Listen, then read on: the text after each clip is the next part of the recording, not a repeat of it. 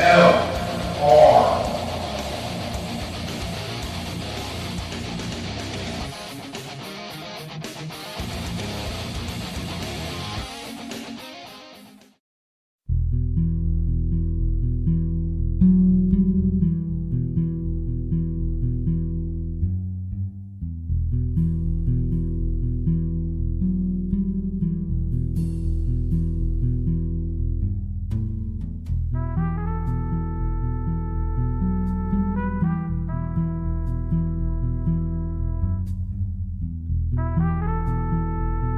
Welcome to the Saturday Night Cigar Lounge.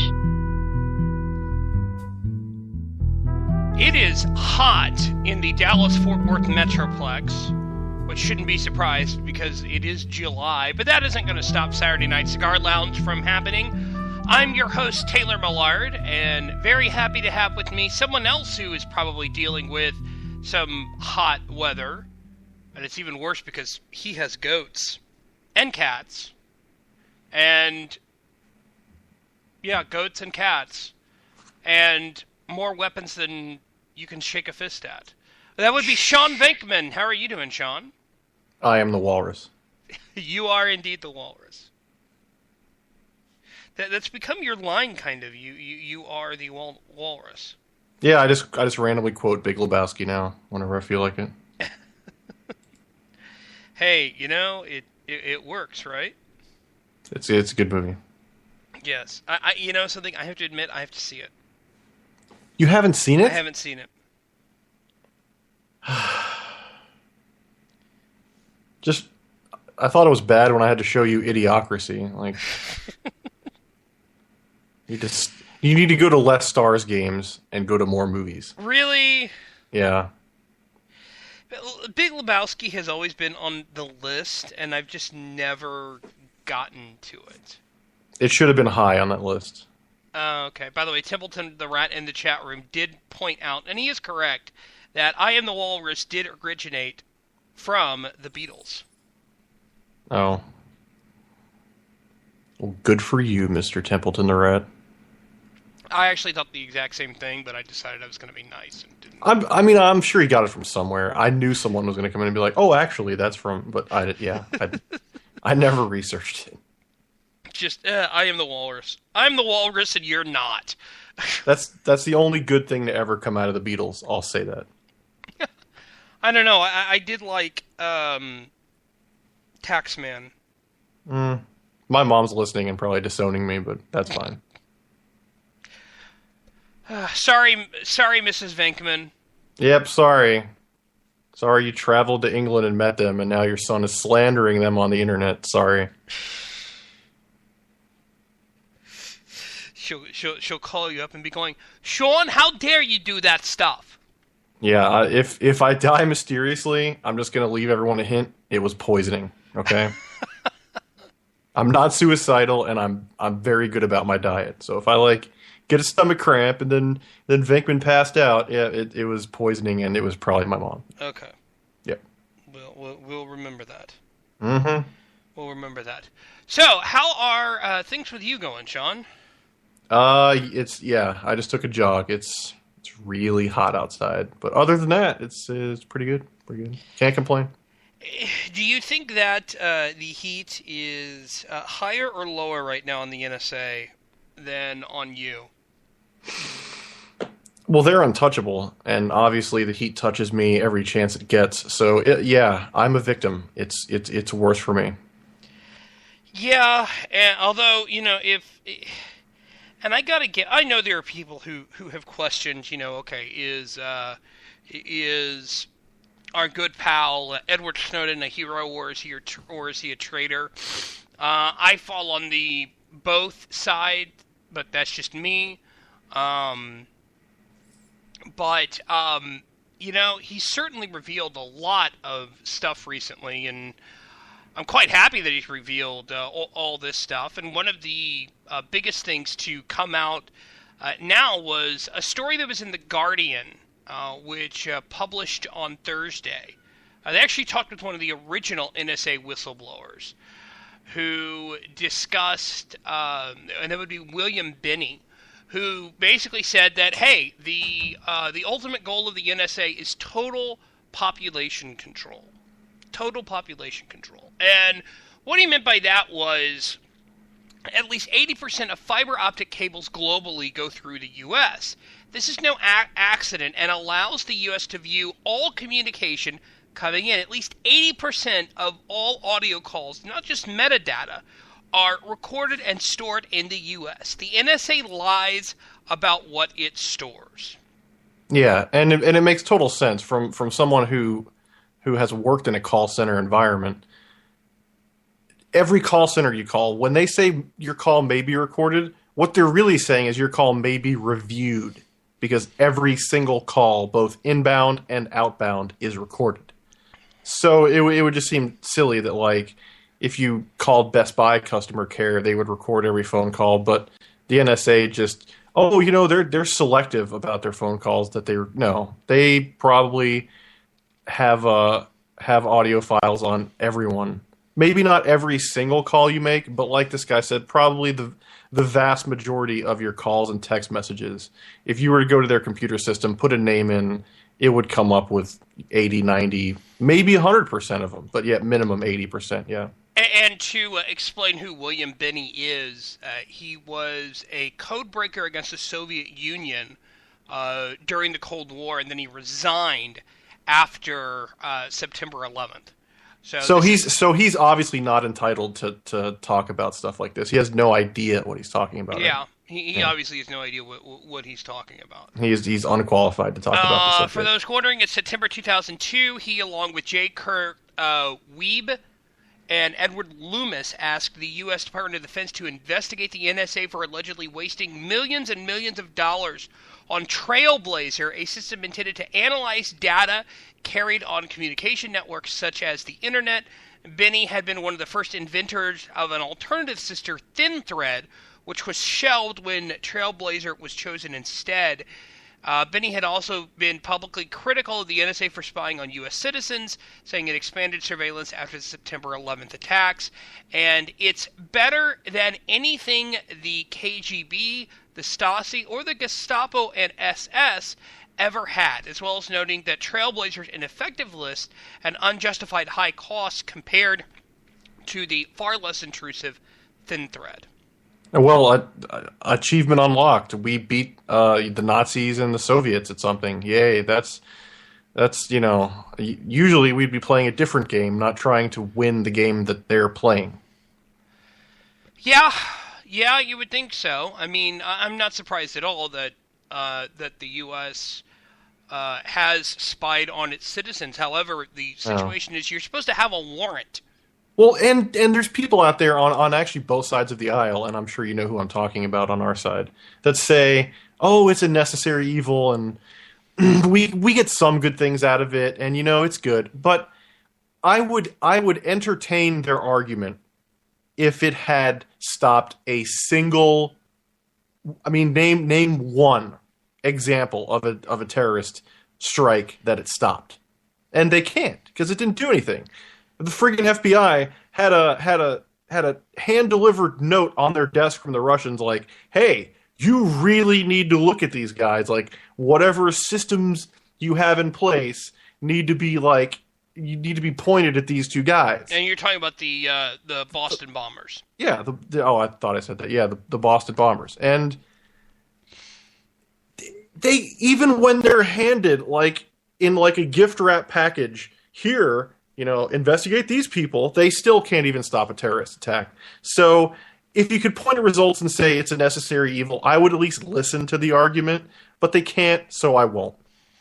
Yeah, and the one that they wanted to use was the discussions about the discussions regarding whether or not the Times Square bomber, the attempted Times Square bombing, which was stopped. They're like, oh, that's how we did it. That's how we stopped the situation. No one stopped anything, though. No one stopped anything. The dude still tied a road flare to a propane tank.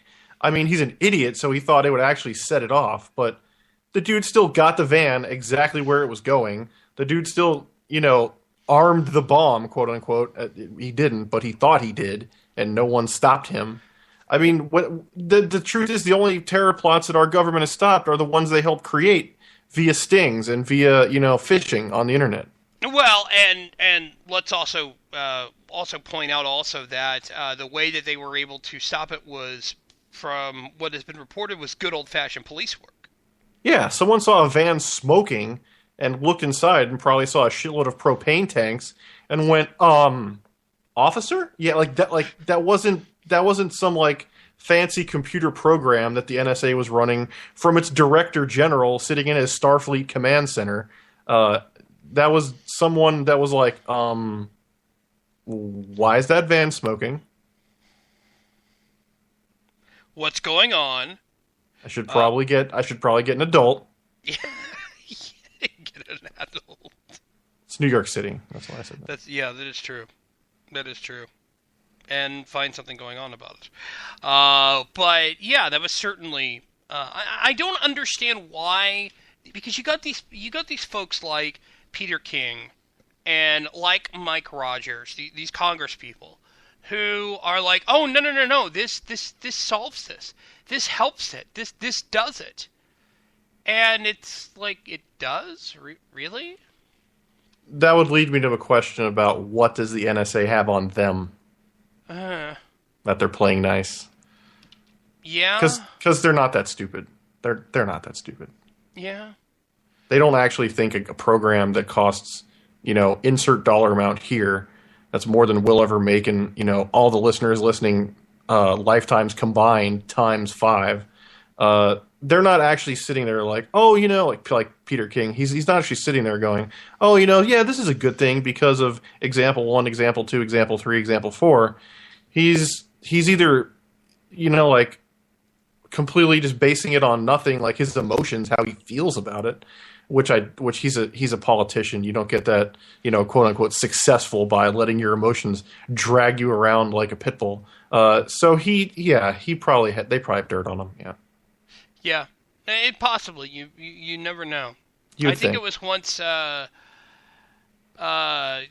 Clancy wrote that there was that it was kind of funny at how much the Secret Service actually knew what was going on about the president.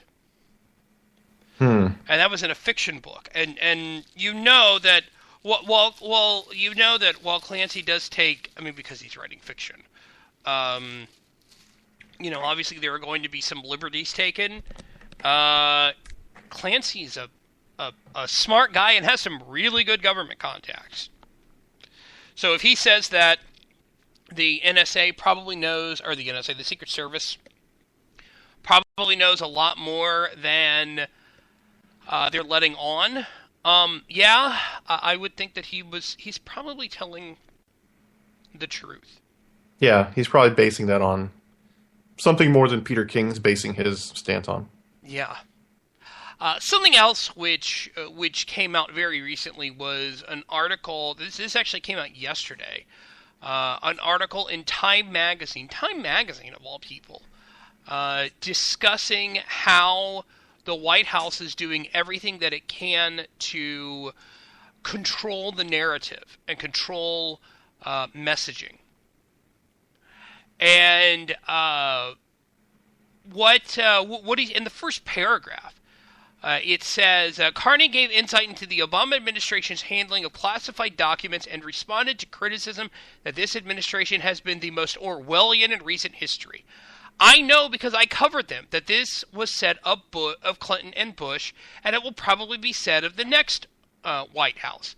I think a little perspective is useful. It is a serious matter to leak classified information.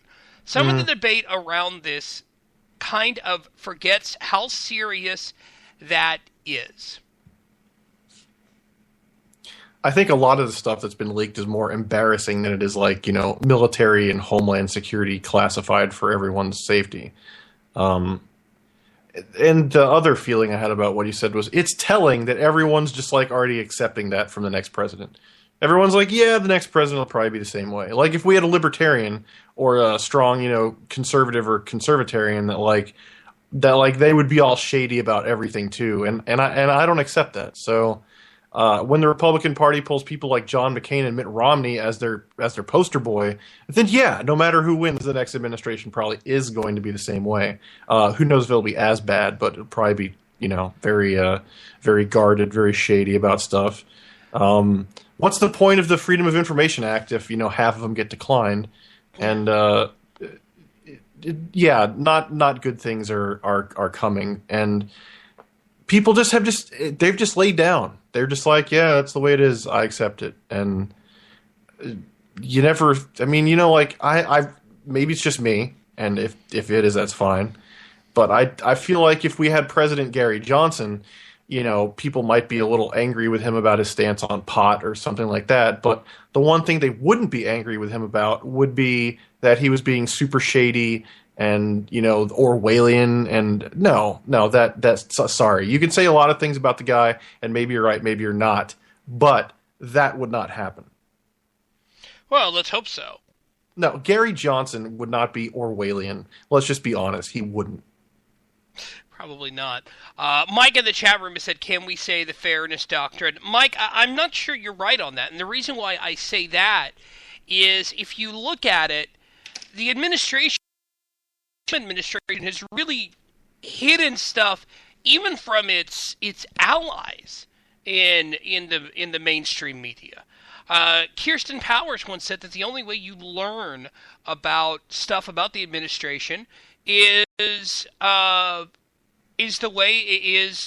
the only way we learn stuff about the administration is when something leaks. Yeah, and Valerie Jarrett, even they have her in a TV interview. I think it was in 2009 or 2010, and they were talking to her about why Obama's message was so strong and so good before he got elected the first time, and her reply was something along the lines, pretty much darn quote, other candidates and previous presidents always, had press with them and would do pressers, independent pressers. Like I would come to WABC New York or something like that, and I would do I would do an interview with them, and then I would go to CBS and I would do an interview with them, and then I would go to NBC and I would do an interview with them. And what she's saying is that Obama didn't even do any of that. He would go to like one fundraiser or one gathering, and he would president's speech would make a speech, and she said when they came to me and they're trying to book Obama, I would convince them to just cover what he was saying. So even when it comes to like stuff that's on the record, like supposed to be public and not like secret and who knows this and who doesn't, just when it comes to like booking Obama, he was still super hard to book, and they still would rather if you're in the press or you're a blogger, you're a journalist, whatever, reporter, that they would rather you just write a story about what he was doing rather than like actually conduct an interview with them. So yeah, the whole narrative and their stance on things has been guarded since day one, to say the least.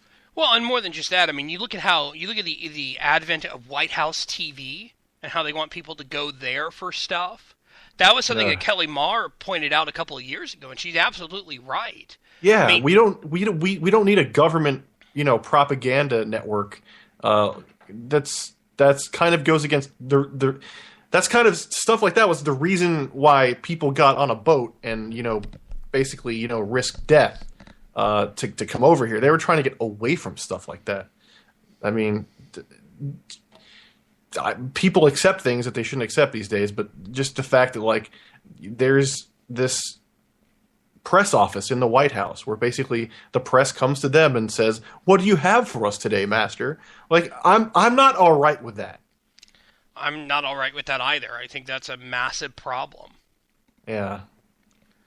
And it's something that more folks. I think. What do you think why do you think people are like this? That they're willing to. That there are people out there who are willing to accept that. They're probably willing to accept that for a multitude of reasons. First reason being they probably don't have much character. They are in journalism. And not just journalism. I mean, like today's journalism. Like, I get the feeling if you're super honest and you don't, shill for the Democrats, that you're going to be like super successful at ABC. I don't buy that. So, I mean, if they're even there in the first place, they're either in agreement with what the administration is doing to the point where they're like, well, I'm not going to press the issue because at the end of the day, I'm a Democrat. But that plus the lack of character, which you could argue might just come from being a Democrat, and I don't know, maybe you're right. And just like, and here's the thing: is that when it comes to human psychology, humans always accept more what kind of the way it is, like the mainstream, the way everyone's doing it. And like they eat stuff in Japan that would make people cringe over here, and people over here might be like, "Oh my God, how do you eat that?" And it's like, well, everyone else is eating it.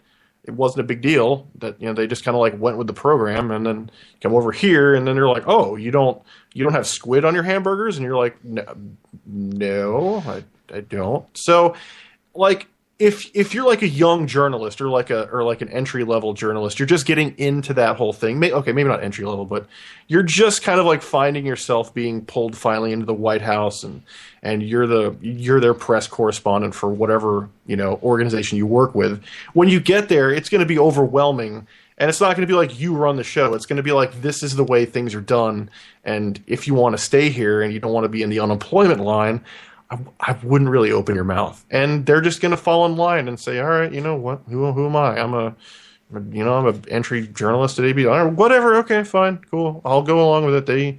They give us scraps and fighting pit bulls. We just kind of tear it to shreds, and we get what we get, and that's it. And I really think that a press organization that would kind of shake things up would get wildly successful, because the reason Howard Stern got so successful is people would always say, "Oh, I listened to him because I want to know what he's going to say next." Yeah. And if you had a press office or an organization that was really going out there and just pulling all the punches, calling Obama on his BS at the press conferences, and maybe the next president too, whether whoever, just call if there's something that's shady, if there's something that's obviously wrong, calling him on it. Like when Obama says, "Oh, I'm not interested in photo ops." Oh, really? Here's 300 photo ops you did the last year. Especially one from a couple of days ago. Right. Like, what do you say to that? And I think they would get this cult following, behind them that would put them, head and shoulders above the rest, and probably get them wildly successful. Now, here's something that I find is really interesting in this Time magazine story. According to ProPublica, the Obama administration has filed 8 cases under the Espionage Act, which criminalizes disclosing information harmful to national security. Before the Obama administration, only 3 known cases had ever been charged under the act. Yeah, now, and it's probably partially because they've gotten the public opinion to kind of bend that statement into national security, meaning their security. Yeah. So if you go against them, you're instantly a spy or guilty of espionage or treason or something like that. When in reality, you could be basing what you did or said off the Constitution, saying, "No, I didn't agree with this. I wanted to expose it." And the Constitution clearly states you can't do stuff like this. Yeah. And they'll still consider it espionage or whatever because it's against them. Like, not the country, but them. Well, and let's also be fair. One of the things that Kimberly Dozier, a former AP reporter, said is, Bush administration lawyers told me they wanted to prosecute as many leaks then, but technology had not moved on to the point where it is today, where it's so easy to track people's electronic footprint. There are simply more tools for the Department of Justice now than they had back then. Okay, this scares me. Well, right, because what it speaks to is the fact that Bush and Obama, might be really different on some issues, but on a lot of issues, they were kind of on the same track, if not pretty close to the same destination. And I see that I halfway agree with that statement, but then you also have to look at the fact that, Cindy Sheehan was camped out outside Bush's ranch, and Bush didn't go after her. Bush didn't audit her. He didn't, deny her 501c3. He didn't, have the cops come like Obama's used the police and like close off his ranch like it's the Veterans Memorial or something like that. He was definitely on the same track, and which is scary because it brings up the whole point of like are both parties going to the same place, just one a little bit faster than the other. Which is not nice to think about. But, would Bush have done it under the guise of terrorism? Probably. What I would find interesting is if it turns out that Rand Paul ends up being the nominee for the Republican Party in 2016, how many folks like John McCain, like Mike Rogers, like Peter King will go, nope, we're going to vote for whoever the Democrat is. Yeah, but they're not Democrats though. Like, they probably would do something like that. But at some point, you have to understand that, like, if you're trying to undermine a party, the best way to do it is from the inside. So to like look at the whole Republican, Congress and Republican Senate and say, oh, there's no, secret Democrats in there. That's a little naive. Yeah, and, there are, let's be honest, there are not as many as there used to be, but there probably are some secret Republicans in the Democratic Party. Not as many as there used to be. No, the Democrats are better at doing that, that's for sure. They're better at being shady, that's for sure. Yeah. I'm sitting there and I'm saying, okay, what is the solution to all of this? Talking about the NSA spying, talking about, the fact that the administrations have been prosecuting people, have been going after people for leaking items. Let's how do we solve that? How do we solve that? Is it winning elections? It's not just winning an election. It's getting someone in there that is not part of the establishment. That will get in there and say, from the Oval Office, my fellow Americans, you've been convinced or forced to accept a lot of things that you never should have been convinced or forced to accept. And from here on out, we're not doing business as usual. And go through the EPA and how are y'all spending your time in nap rooms and looking at pornography and threatening ranchers who want to build stock ponds on their property? You're done. And then going to the IRS and saying, hi, IRS, I know that you've been selectively targeting organizations based on their political affiliation, but you're done. And then going to the Department of Education and saying, hi, this whole Common Core and, spending more money than we ever had before on education and getting really, really shitty results, you're done. And you have to go through and basically have someone who's not establishment because they have to go and just clean house. And just every big government organization, hi, ATF, I know you've been operating stings in stores and convincing autistic people to sell guns for you, but you're done. You're not smuggling weapons to Mexico anymore. Literally, every one of these organizations needs to be cleaned up, and that's really what it takes. Or it takes the R word, which most people probably aren't going to want to think about. You mean the title of a now canceled show from NBC? I don't know, but it was kind of Ron Paul's slogan. I'll just say that. Yes. Wait, yeah. I thought he was in favor of love. Well, it was a revolution because he mixed the words around, but pretty much the correct spelling of that word. Yeah. Yeah. Well, we are going to take a break, and when we be right back, and when we come back, we are going to discuss. Actually, speaking of Ron Paul, we're going to be discussing something that Rand Paul said in response to a comment from Texas Governor Rick Perry. Well, an op-ed from Texas Governor Rick Perry. This is Saturday Night Cigar Lounge here on Vigilant Liberty Radio. I'm your host, Taylor Millard. Sean Venkman is my guest. We'll be back right after this. Next hour, Brandon Darby talks the situation on the Texas-Mexico border. But we'll be back right after this. This is the Pint-Sized Pundit, and I am here to tell you that anything Taylor says on Saturday Night Cigar Lounge is his opinion and his opinion only.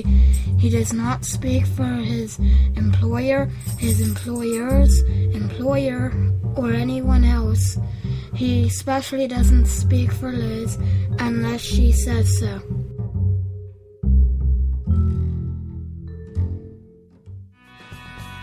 Thinking that your life's been overrun, but you know you're not the only one. This is David Brown, author of Deep State. You are listening to Vigilant Liberty Radio. A different set of rules with every breath.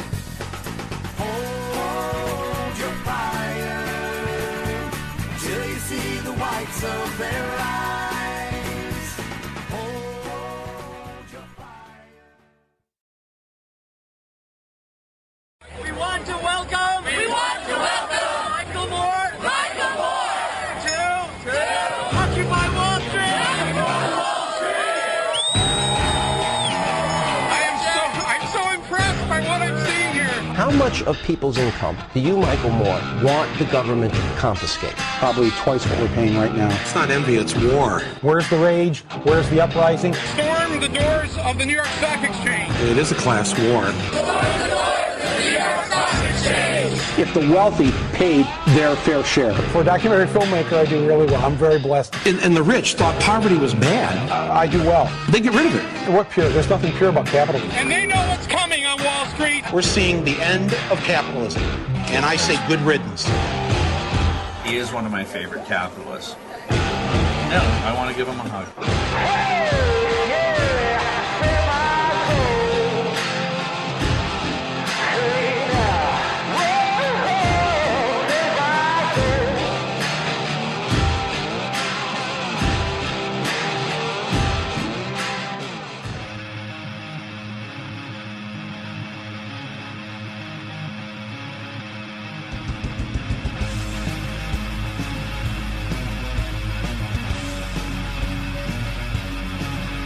This is Ed Morrissey of HotAir.com, and you're listening to Vigilant Liberty Radio.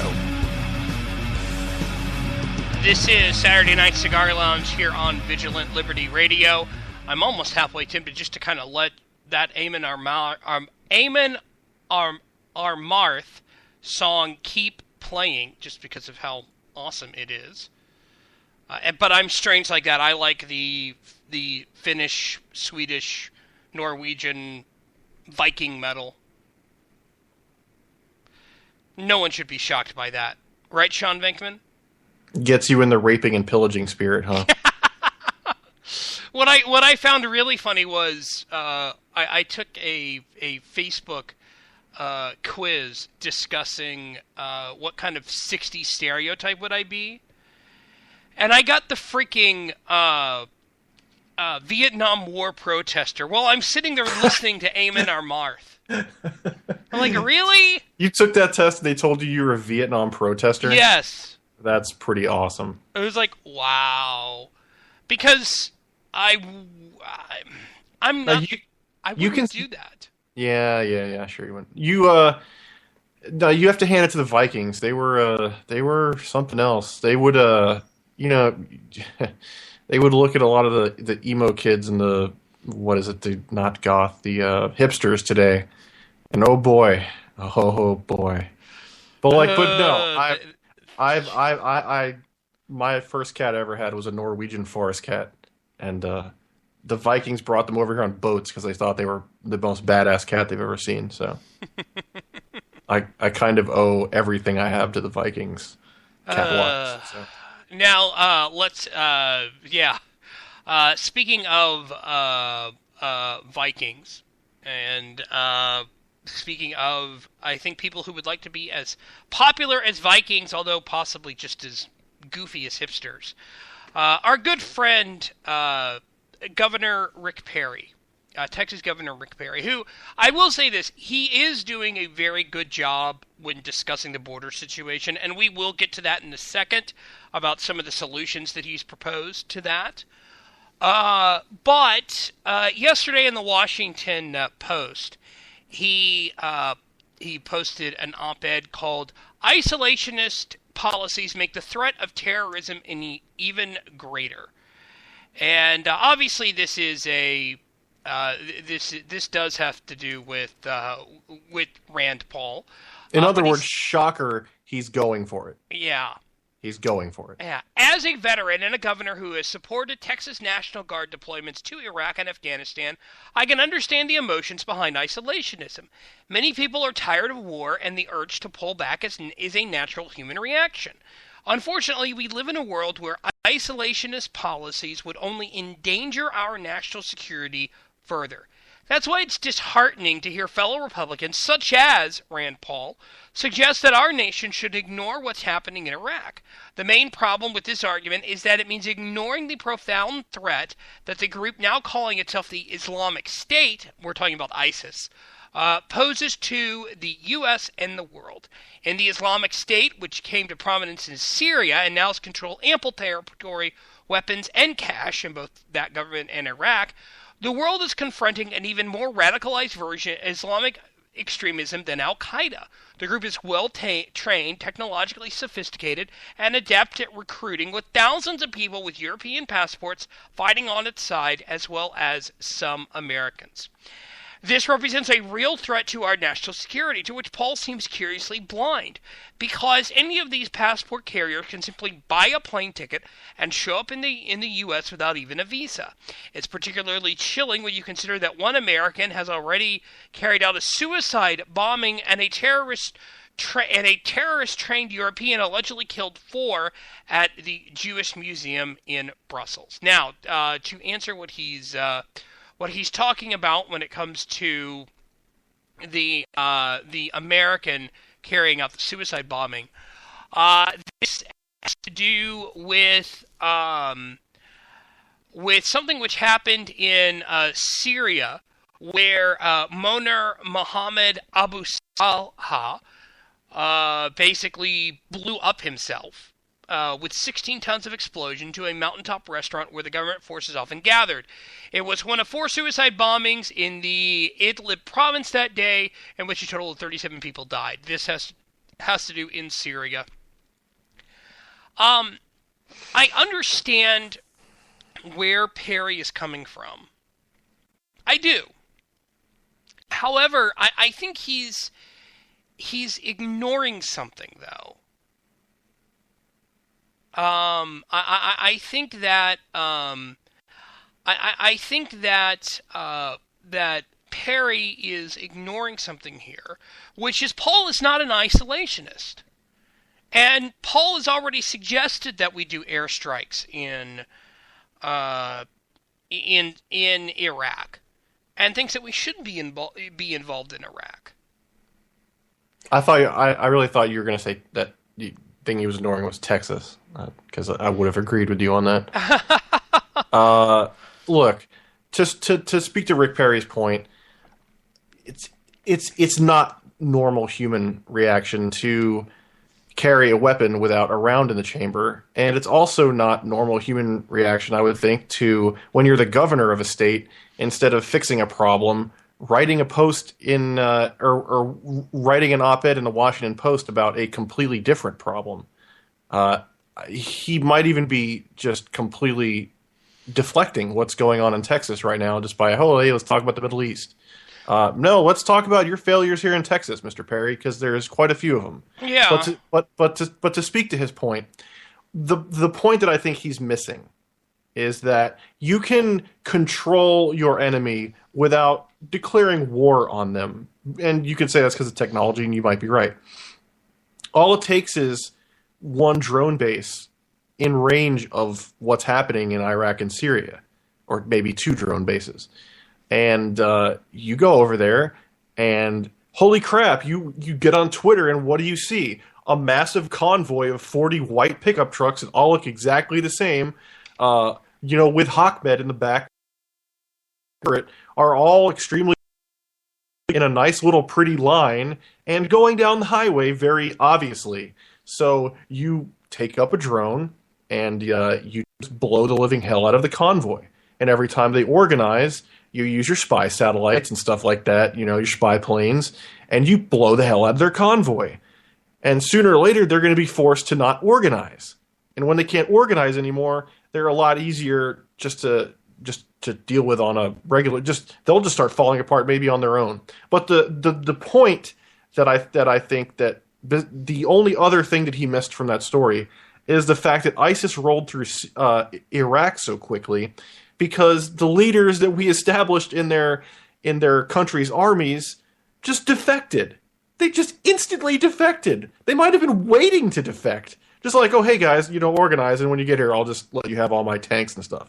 That's basically what happened. They just rolled over. Whether they I really don't even think they got muscled out. I really think they were smiling when we would come through and, oh, yes, American, yes, okay, whatever you say. And then their guys show up and they're like, all right, we're taking this over. And they're like, sweet, I've been waiting so long for you guys. Like, that's how it went. So if we send a bunch of boots on the ground and we go re-invade Iraq and take all our MRAPs and tanks back over there and blow the hell out of them again, whoever we prop up will likely just fall or defect to them again. And you could say, well, Mr. Fopow, what's your solution to that? And at this point, I really don't know, because if your best of efforts will just cave in the end because that's what's going to happen, then it kind of begs the question of why would you even get involved in the first place? Just play the role of a really good troll with drones and F-16s and maybe even B-52s if stuff gets bad enough, and just whenever you get a chance, just bomb the hell out of them. Go back to your base and get on Xbox Live. And then, oh, hey, the CIA just called us. There's a convoy of 60 identical white pickup trucks with jihadists going from Baghdad to this city. And okay, and you go and you troll them and bomb the hell out of them. And then you fly back to your base and you get on Skype with your family. So I think that he's right that you can't just ignore these people. But the whole let's start another war thing, I don't think that's the answer either. That trolls have been known to take down people. Reference Anthony Weiner. That was one good internet troll. And so if you basically did the war equivalent of trolling and just started just screwing up everything they ever tried to do, you might just dishearten them to the point where they just, go back to their mud huts. I don't know. Well, and let's also point out, and the folks in the chat are saying this, and they are absolutely correct, is that ISIS was trained by the U.S. to a degree, and also by Turkey. Syria. Yeah, because they were the ones who we were going to be supporting in Syria. Yeah. So why? This is the thing that cracks me up. When they're in Syria, John McCain is going to meet with them, right? Right? Yeah. And when they're in, they cross a little imaginary line we drew in the sand and we recorded in the book, and suddenly they're these completely different people, right? So I know. Doing too little is basically what Rick Perry's talking about. You can't do too little. But, to the counterpoint of that, doing too much, case in point, what chat room's talking about in Syria, it could be even worse. So it's a fine line. It's not even about which candidate has the right answer, because the right answer today might not be the right answer tomorrow, and who even knows what the right answer would be? Even if even if you did have infinite wisdom and you're like, this is what we must do, that could change tomorrow, and that old plan wouldn't work because of something that just happened. It's an extremely delicate situation, and you pretty much have two options, which is the go over there and take it over option, or the kind of see how it plays out a little while longer and then try to make the best skillful move you can. And we certainly, and people argue that if we didn't go there and train them and give them man pads, which is a man-launched portable rocket launcher that targets aircraft and stuff like that, if we haven't trained them and given them all this awesome stuff in the beginning, then would they have even been able to take over Iraq? So to speak to Rick Perry's point, yeah, I guess doing too little would hurt you if, just jihadists start flooding your country and bombing everywhere. But there's also a consequence to doing too much. And I think we might have already started that, and we might get to see what happens when you do a little bit too much. Liz has said in the chat, and Liz, I have something for you in just a minute, that do what Britain should have done, colonize, take the oil, and leave once we don't need the oil anymore. The problem is we've got the oil over here. It's just illegal for us to drill. But yeah, I mean, what sense does it make to seriously go over there, fight a war for a country, and then leave with nothing? Like, all those, stupid Democrats are like, oh, we're just over there for oil. Well, I'm glad we got something out of it if that's the case. How many dead Americans are not coming back from there?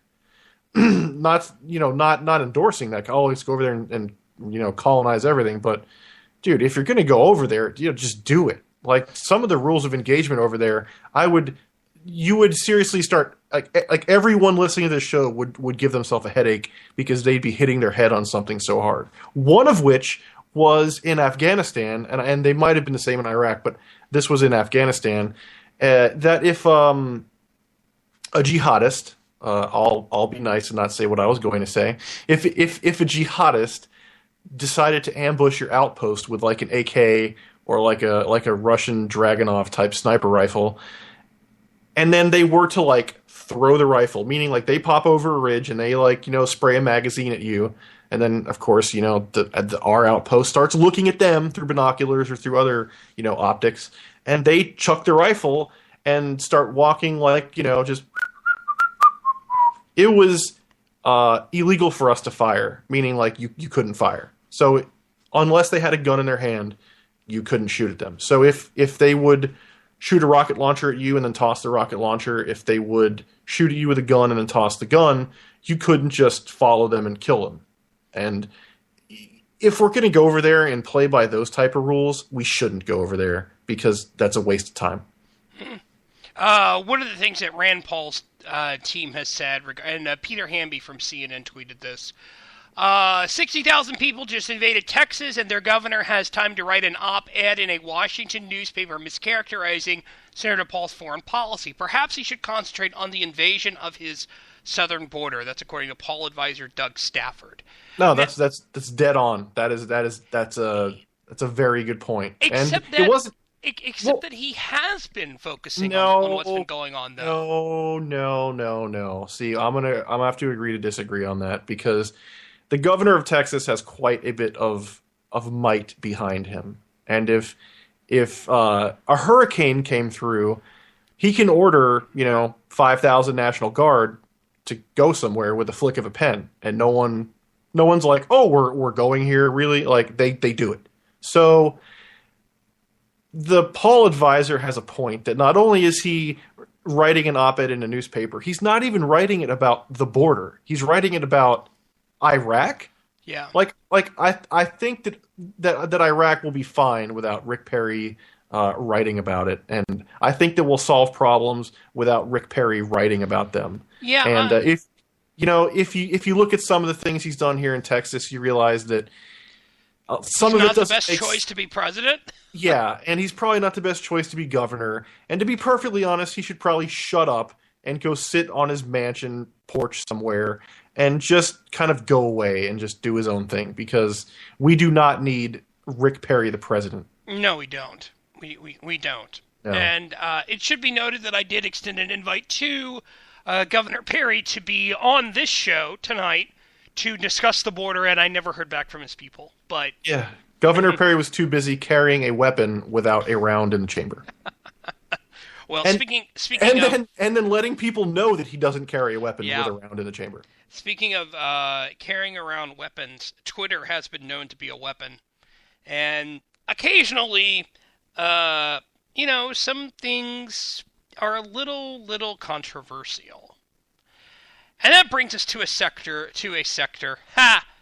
a part of the show called Defend Your Tweet.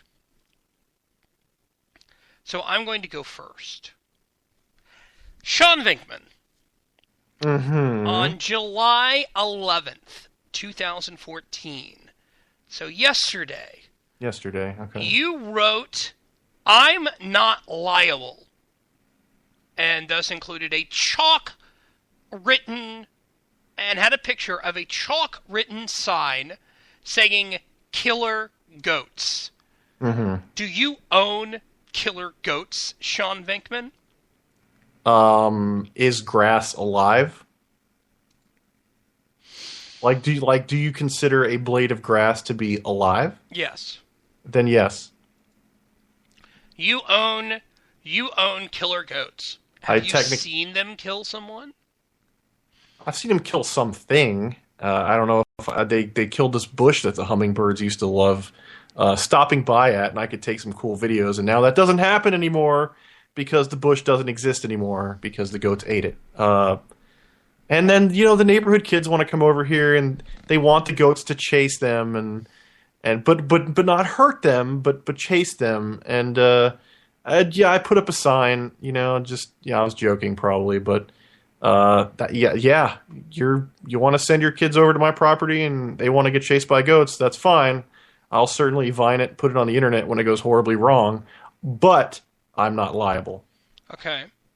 Now, yeah. I have a bonus defend your tweet for you. All right, sure.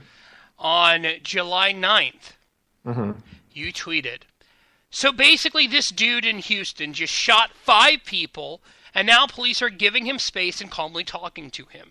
Just shoot," I'm quoting you here, "just shoot the fucker." Uh-huh, right. Now, first off, sir, you screwed up. He didn't shoot 5 people. He shot 7 people and killed 6. Well, that was when our delightful news media was saying it was 5. So I was at their mercy, I guess you could say. Okay. So defend why you said he shot 5 people. So you're saying that the reason why the reason why you said 5 people and not 7 people, it's all the mainstream media's fault. Right, that was what they were reporting, and they are reporters. So I was thinking that maybe it was possible that they could just get a local crime story correct that had pretty much like there's no subjective words like, is someone dead or are they not dead? Like the whole gray area thing, what the definition of sexual contact and Bill Clinton, how he's doing the whole thing. It's a gray area. Well, there shouldn't be a gray area. They're either dead or they're not dead. But yeah, they still managed to screw that up. But yeah, to speak to that, it's just kind of weird that you see police officers pulling old ladies out of their cars, and tasing them and beating them, and you see a guy who just murdered an entire family. The only person who survived the attack is because the bullet glanced off her skull. And she played dead. And she played dead. So the dude saw a bullet hole in the back of her head and saw her not moving and was like, okay, I shot her, she's dead, and then moved on to the next family member. That for all the people that we that police have beaten unnecessarily and thrown flashbangs into 2-year-olds' cribs and the guy in Dallas, or I think it was Fort Worth, that was responding to a burglar alarm. Yeah, it was in Fort Worth. Yeah, at his neighbor's house, and the police just, without even hesitating, just shot him something like 5 or 7 times. This dude just executes a whole family, and okay, let's just keep a safe distance between him and us, and let's get on the megaphone, and let's be calm and understanding, and be the hero that didn't use force, even though they could have, and let's negotiate with this guy. And he's threatening to kill himself. Okay, grab the megaphone and yell, "Do it, pussy!" This is. If we can't agree, every single person can't agree that in this situation, the dude needs to be put down instantly, because he wasn't showing his hands to the police. He wasn't sitting there in the front seat of that Honda Accord with his hands on the top of the car and then just acting cool. He was still you couldn't see his hand. He obviously had a gun. He didn't kill those 7 people with hopes and dreams. shoot him.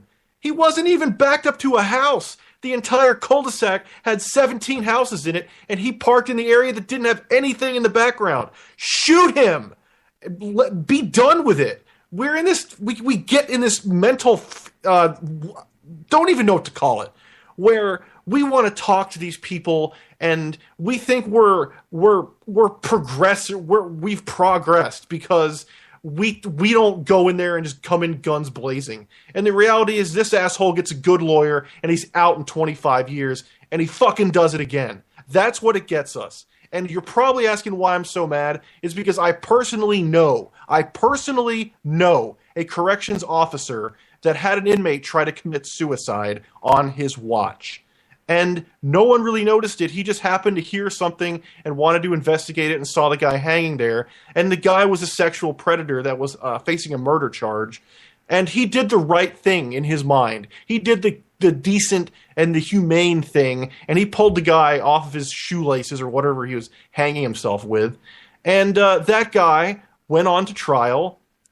He lost his trial, but he went to another jail, and he baited a corrections officer into his cell, and he killed the corrections officer. So at this point, you have to be asking yourself, okay, great, maybe no one has to die today, but you know what? In some situations, one person dying today that deserves it is better than one extra person dying tomorrow that does not deserve it. And in this situation, this guy walked into a house of people he knew. He knew it was his ex-wife's family, and he gunned them down in cold blood. This dude does not deserve your patience. This dude does not deserve a little bit of caring that his parents never gave him. This dude deserves a lead shower and no funeral. That's what that man deserves. And the fact that our culture is getting to the point where we think it's better of us to sit there and talk to that guy, dude, I'm buying lots of land and lots of ammo, and holy shit, good luck, America. You will be. Well, you don't have the hair for it, so you can't be the next David Koresh, and you don't have a god complex either. No, well, I'm still working on that. But the point is that this is it doesn't make us better as humans to sit there and talk to that guy and to capture him alive. What makes us better is to give him a lead shower and then put it on the news that, hey, just in case you're one of these psychos that actually thinks you're going to go through with something like this, the police are going to show up and they're going to put you down like the rabid dog you are. And when they're done, they're not going to plaster your name in the news. They're not going to make a friggin' martyr out of you for some reason, like your ex-wife never cared about you enough or something. They're not going to tell your story. They're not going to show your face. They're going to get a friggin' snow shovel. They're going to put you into a cheap bag, and no one's ever going to see your sorry ass again. That's what makes us better as humans. All right. Well, hour one of Saturday Night Cigar Lounge is wrapping up. Your tweet for me that I have to defend, we'll get to that after the top of the hour break. But Sean, where can we find you online? On Twitter at Mr. Fopow, at MRFOPOW. And at some point you'll have a show again, right? We can only hope. We can only hope, yes. All right. Just making sure. But we're going to take a really quick break and be back right after this. Coming up in about 15-20 minutes, Brandon Darby is going to be joining us to discuss the situation at the border. So that will be happening in about 15 minutes or so. Sean Minkman is going to stick around and give some of his commentary that is obviously, well, enjoyable to listen to. So this is Saturday Night Cigar Lounge. I'm your host, Taylor Millard. Sean Minkman is here. We'll be right back after the top of the hour.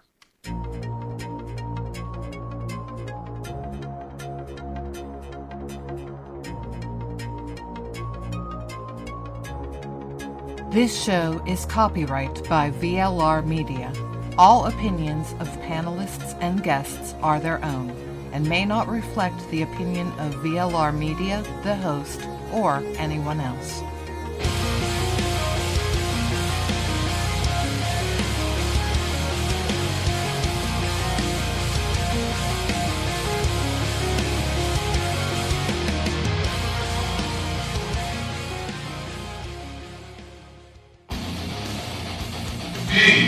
VLR.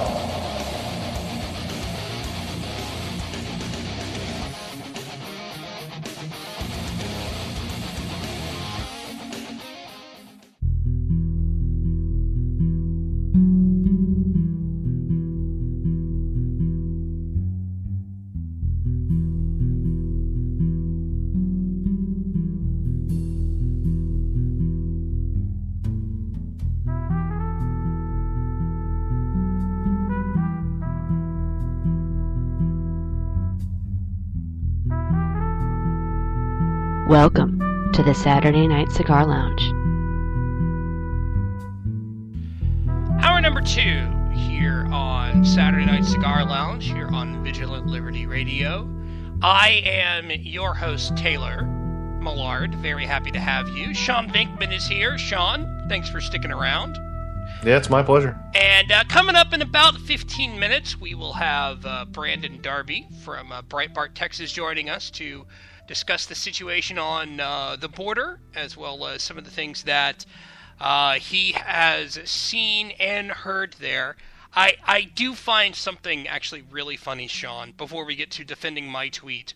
Mm-hmm. So we're talking about 45 minutes ago, and all of a sudden my phone rings, and I stare and look, and it says... You mean like 45 minutes ago, like while we were doing this show? Yeah, while we were doing the show. Okay. My phone rings.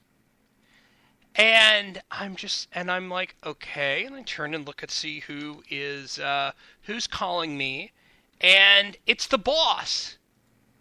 It's Liz Harrison calling me while I'm on the air. Was it something really important? I asked her, and I was like, you know I'm on the air right now, right?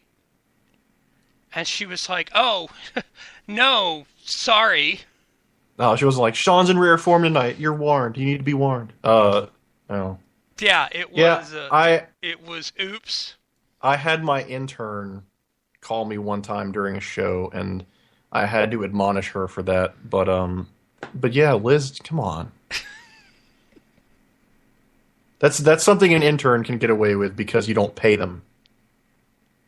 But I don't know. Liz. If only the show's name was the day of the week it was, and then the time was also in the name, Saturday night, then instead of calling it the Cigar Lounge, you should call it the Saturday Night Cigar Lounge, just so there's no... And Liz, it should be pointed out that I was the one who told you that I was expanding to 2 hours. Yes, he did not have his intern call you. He personally called you. Yes. Yes. I had the discussion with you about expanding to 2 hours, and you said okay. She's either blushing, or she's about to try to hop on the. She's probably cracking her knuckles and pouring a drink. If I could. She's probably like, you will not badmouth me on my network, you little son of a bitch. You will not. She's going to kill me. Liz, it's not. We had this conversation. It's purely personal, Liz. It's purely personal. Liz, we had this conversation 2 weeks ago. I was expanding to... Liz is trying to defend herself in the chat room right now, folks. She says it's scheduled to start at 10 p.m. Eastern. The problem is that, Liz, 3 weeks ago, I told you, and you said that you were going to change the schedule to say that I was starting at 9 p.m. Eastern now. You can't weasel your way out of this one. You two have your little lovers' quarrel afterwards. I'm going to go back into a Benadryl coma after the show. No, that's fun. That sounds like a good time. Yeah, and by the way, people who make comments about Ambien dreams, they got nothing on Benadryl dreams. Yes, but when you take Benadryl, do you order stuff off Amazon and then not remember it in the morning? No, I go to sleep. See, the Ambien people got one up on you on that one. Probably. If you have not met the Ambien walrus, which is a real thing, I'm not kidding, Google it. And if you have not received packages from Amazon 3 days later from the last time you took Ambien that you do not even remember ordering, then they would probably disagree with that statement that Benadryl's a little more hard than Ambien. I think if I'm not mistaken, it was Greg Gutfeld who once pointed out that he took Ambien on a flight and also had like a couple of glasses of wine and was freaking out. That's a dude. Ambien. I took that once. I was having trouble sleeping a few years ago, and I took it once, and I started seeing double, and apparently I became like a zombie. And I don't honestly remember what happened after that. I've heard a couple different accounts from people that had the pleasure of being near me that night. But yeah, I will never take that stuff again. I told my doctor, I'm like, no, this is not. I will not sleep before I will take this stuff. So.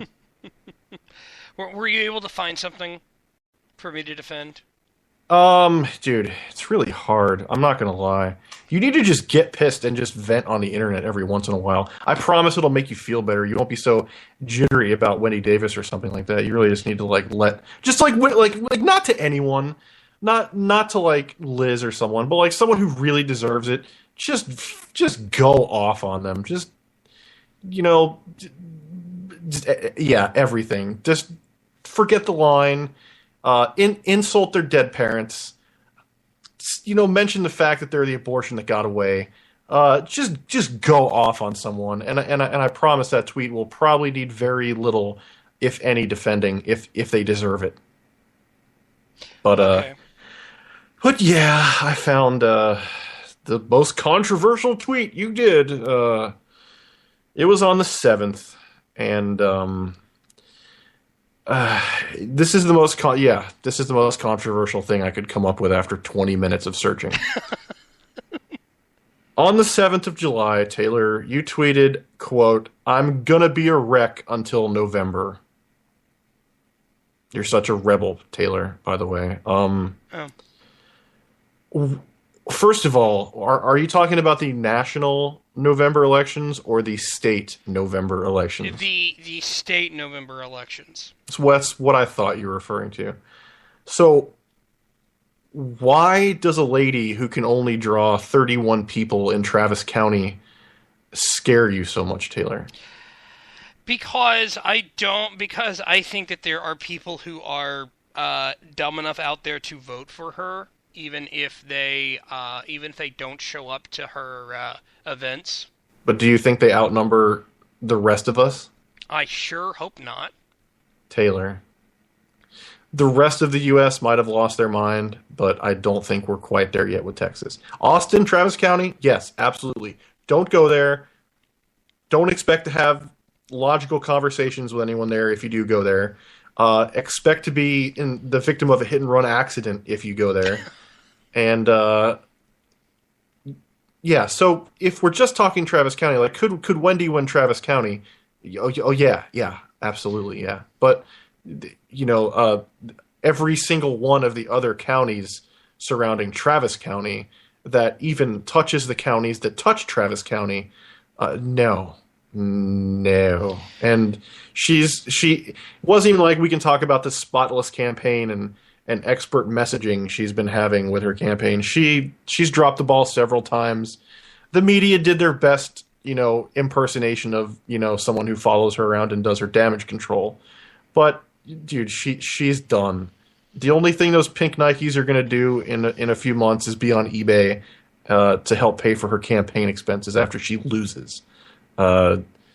You've made the point that the Castro brothers might be a formidable opponent next time around, and I would actually agree with that, because who knows where we'll be in a few years down the line, especially with this influx of illegal immigrants that are all now going to vote Democrat if the Democrat nominee is a Hispanic man. So you could argue that's going to be a real problem, and you're probably right about that. But this time around, dude, call her what she is. She is fucking clown shoes. She has more of a chance of becoming a supermodel at this point than she does governor of Texas. But yeah, so please defend why you think she's gonna make it, and why you're scared. Because people are stupid. That's why. People are stupid, and I've seen more Wendy Davis for governor stickers, 5, than I have Greg Abbott for governor stickers, 0. It's because you live in Dallas County, which goes Democrat. Yeah, most of the time. Dallas County and Travis County go Democrat, and every single other county, with the exception of a few, goes Republican. Yeah. So yeah, trust me. As someone who drives around Texas a lot, I can assure you that Davis stickers do not outnumber the Abbott stickers. Well, that's good. And by the way, Liz, before you go to bed, if only Taylor had to defend phone call statements. Liz, this is why I make them on the phone, because Liz, only the NSA has copies of them. Stop ruining my idea for a season 3 segment of my show. Stop. What's that? Defend your private conversation we had 3 days ago. Do you know how hard it would be to get a guest to come on that show? I would never be able to find an intern that did booking for me ever again. Ever. So first you're going to have a private conversation with Sean, and then he's just going to kind of, sort of, call you out on everything you said on the radio on Thursday. It's a good thing that the recordings of the Xbox Live aren't done either.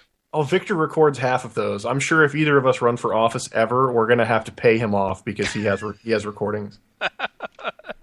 Yeah. Victor T. Monster, you are a good person.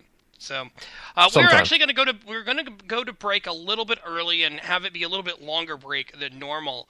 But when we come back, Brandon Darby from Breitbart, Texas is scheduled to join us to discuss the Texas-Mexico border situation, as well as what he thinks some of the solutions should be, and if he likes any of the solutions that Governor Perry has suggested. So this is Saturday Night Cigar Lounge. I'm your host, Taylor Millard. Sean Vinkman is here.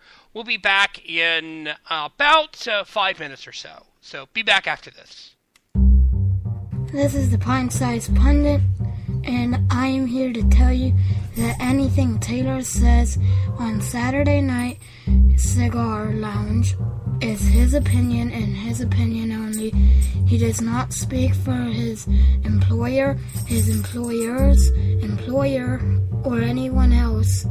He especially doesn't speak for Liz unless she says so.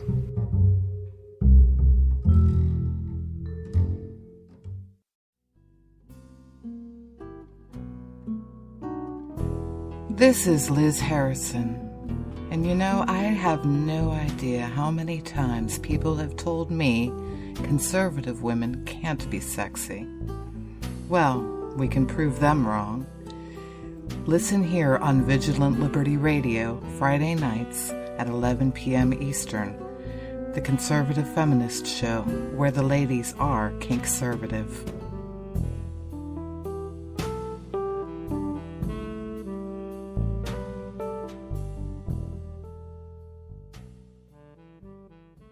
Here are the producers of Frack Nation, Fallon McAleer, and Mac Elhenney, and Magdalena Segeda, to talk about their latest project, GosnellMovie.com. Hello. We're journalists and filmmakers, and for over a decade now, we've been telling the stories that Hollywood and the mainstream media don't want to cover. We funded our last film through Kickstarter, and it was picked up by Mark Cuban's TV channels. And today, we're back to ask for your help to make our most important movie yet. Today we're launching the biggest ever crowdfunding campaign for a movie. We're going to make a TV film about Kermit Gosnell. Kermit Gosnell is the most prolific serial killer in American history, but almost no one knows who he is. The media have basically ignored his crime and his trial. He ran an abortion clinic in Philadelphia where he delivered live, viable babies and then murdered these newborns by severing their spinal cords with scissors. According to expert testimony from neonatologists, these babies fought for their lives and suffered tremendous pain. But the mainstream media or Hollywood don't think this is a story. Gosnell killed more people than Gary Ridgway, John Wayne Gacy, the Zodiac Killer, and Ted Bundy combined.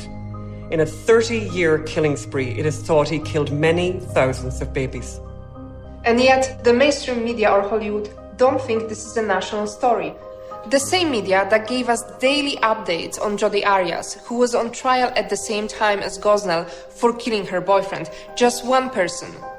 Hollywood think the Jodi Arias story is so important, they have already made a TV movie about her, which has been shown multiple times. But you shouldn't be surprised, because the establishment has always covered up the crimes of Kermit Gosnell. Here's how the grand jury explained what happened. Bureaucratic inertia is not exactly news. We understand that. But we think this was something more. We think the reason no one acted is because the women in question were poor and of colour. Because the victims were infants without identities. And because the subject was the political football of abortion. There's been too much censorship of this story already. We're going to change all that. With your help, we're going to make a TV film about Kermit Gosnell. We'll do the job the mainstream media and Hollywood won't do. Too often we complain about the mainstream media not reporting the news and throw stuff at our TV sets. Now you can do something about it. This is a historic campaign. Up till now, the world record is for the film Veronica Mars, a teen detective story that asked for $2 million and raised $5.7 million. With your help, we're going to hire the best screenwriter, director, and actors to make sure that the story of Kermit Gosnell gets into every home in America. You can give as little as $1 or as much as $10,000. You know what you can afford, but even the smallest amount is important because it sends a message that if the media won't report the news, we can do it ourselves. Please give what you can. Gosnell's crimes need to be known, and the thousands of babies he murdered must not be forgotten. Help us do this. Please pledge right now. Thank you. Thank you. America's biggest serial killer, Gosnell, the Doctor is Sin. The crowdfunding campaign is underway now and runs through May 12th, 2014 at gosnellmovie.com. Hi, I'm Dustin Hoyt with America Our Way, and you can hear me right here on Vigilant Liberty Radio at 10/9 Central on Thursday nights. We bring you the best in political commentary from the right-wing, conservative, libertarian perspectives coming together and bringing the best content on the internet. Be sure to tune in every week for your favorite shows. Follow us on Facebook and Twitter.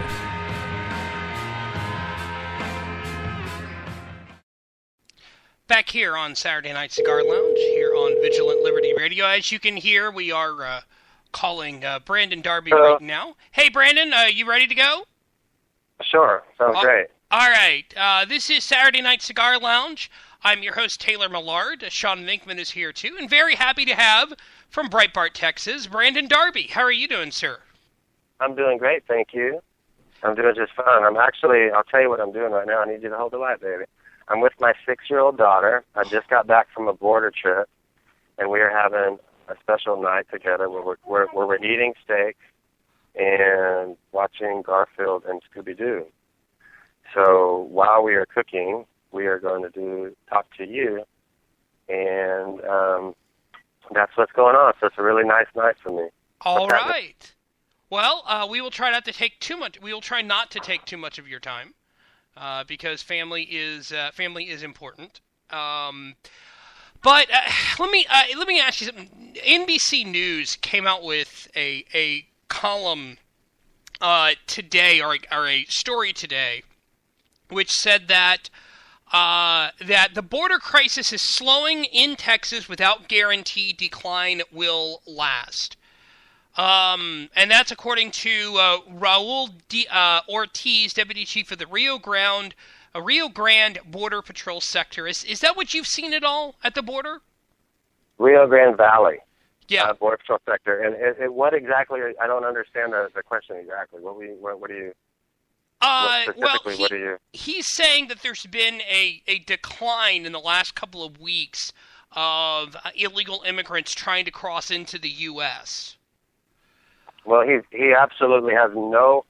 Here's the deal: he has no way to make that determination at all, and for him to say it can only be disingenuous, it can only be disingenuous. He has no way to make that statement. He can make the statement that there is a decline in apprehension, but he cannot make the statement that there's a decline in illegal immigration, because the vast majority of our southwest border right now is unsecured and is wide open. The Border Patrol Union and even the Border Patrol itself has acknowledged that many of their agents are pulled off of the line and are now taking care of the unaccompanied minors and the family units. In addition to that, many have been pulled off and brought to the Rio Grande Valley sector. We still have a lot of other sectors. I mean, it's nice that we're securing the Rio Grande Valley sector of Texas, but then next to that, there's the Laredo sector, and then next to that, there's the Del Rio sector. That's about 350 or 60 miles. Then after that, there's the Big Bend sector, which is even bigger, and after that, there's the El Paso sector. And then after the El Paso sector is the Tucson sector. After the Tucson sector is the Yuma sector. After the Yuma sector, I mean, we keep going. Then we're in California, and we go all the way to the San Diego sector. So for them to say that is very disingenuous. It reminds me of when the New York Times wrote a report, I think it was last month or a month and a half ago, and they criticized Barack Obama for having more deportations than any other modern president. And that was just a lie. And the New York Times, they're smart enough to know that they were being dishonest. And what the deal is that the Obama administration has begun to include things, numbers, to include self-deportations or at the point of contact deportations in the numbers to make him look like his numbers are higher. No other president has done that. So the Obama administration, if you come and they say, hey, we caught you, do you want to leave or do you want to have proceedings? And they go, we'll leave, and then no penalty whatsoever. And that Obama is calling that a deportation. That is a lie. That is not a deportation. It's not even called a deportation. A deportation is when you catch someone and you deport them, like internal deportations. Like the Obama administration has done very little of internal deportations in his presidency. So that's the kind of thing, like NBC saying that it's dishonest. It's actually dishonest. That person has no way. When you ask the Border Patrol, hey, are the numbers for narcotics down? And they say, yes, our interdictions of narco trafficking are way down. And it's like, does that mean that there are less narco traffickers? They're like, we don't know. We're not there. So we're not catching them because we're not there. We can't say if they're coming or not coming. Probably they are coming, but we don't see why they wouldn't come if we're not there when they, but we can't say that. So that's a disingenuous, statement or assertion on the part of that writer. What have you seen from the border region? Well, that's a broad question. Like the border region is 1,993 miles. The southwest border is that long, and so I've seen all kinds of things. I've spent the last year and a half of my life writing countless reports about the thousands of little things I've seen. And so what I can tell you is just what I just did is that much of the border is wide open. And that just because you're securing the Rio Grande Valley sector does not mean you're securing the border. When Texas leaders come out and say, no, we have the DPS securing the border, that's a bold-faced lie. You have the DPS securing a small little section of the border, not the rest of it. When I left the Rio Grande Valley sector on my way to Laredo, I drove for 80 miles without seeing any Border Patrol. And when I say I drove, I'm going to be real clear, 80 miles along the border. I saw no Border Patrol. I saw no DPS state troopers. I saw no law enforcement of any kind. I have a very trained eye. I know about the balloons that are used by the Border Patrol and the CBP. I know about their helicopters. I know about their towers. I know all of the technologies they have, and there was none of it for 80 miles. I'm not insulting the men and women of the Border Patrol, but I would say that's a pretty significant problem if you have 80 miles right across from Zetas or Gulf Cartel and Zetas territory. It's kind of mixed right there. I would say that's a pretty significant problem. So I've seen that. I've seen frustration in the men and women of the Border Patrol. very much frustration. They say, hey, what they're telling people isn't true. That's not what we're seeing. And I'm like, well, what do you mean? And they're like, they're not being honest. Like in the Laredo sector, one of them told us, he said, hey, look, we had 20 in our sector. We had 20 zones in our sector. And I'm like, okay. And he goes, now we have 4 zones. And I said, well, that's weird. He goes, well, yeah, we had 20 zones, and we only had 10 or so of them that we had enough agents to staff. And it looked bad. So now we have 4 zones. They changed it to 4 zones. They combined them all, and now the report says we have all of the zones staffed. So that's the kind of stuff that we're seeing from the administration and from the political appointees in the administration. That's why you have these issues that we keep having where we release a report that's factual, and then the federal agency's social media account calls us a liar publicly, and 2 days later they have to delete the tweet and then admit that they were wrong. And that's why you're seeing this happen, is because the information is not, it's unlike before where people knew what was going on and they could say what was going on and represent the agency. Now, regardless of what's going on, the information has to come from the top, and the top tells them what to say. That's why you're seeing these problems that we just had that happen with the Customs and Border Protection Agency. We said, hey, we've seen a report that the CBP is going to start has a plan to start shipping illegal aliens to Marietta, California, and then releasing them.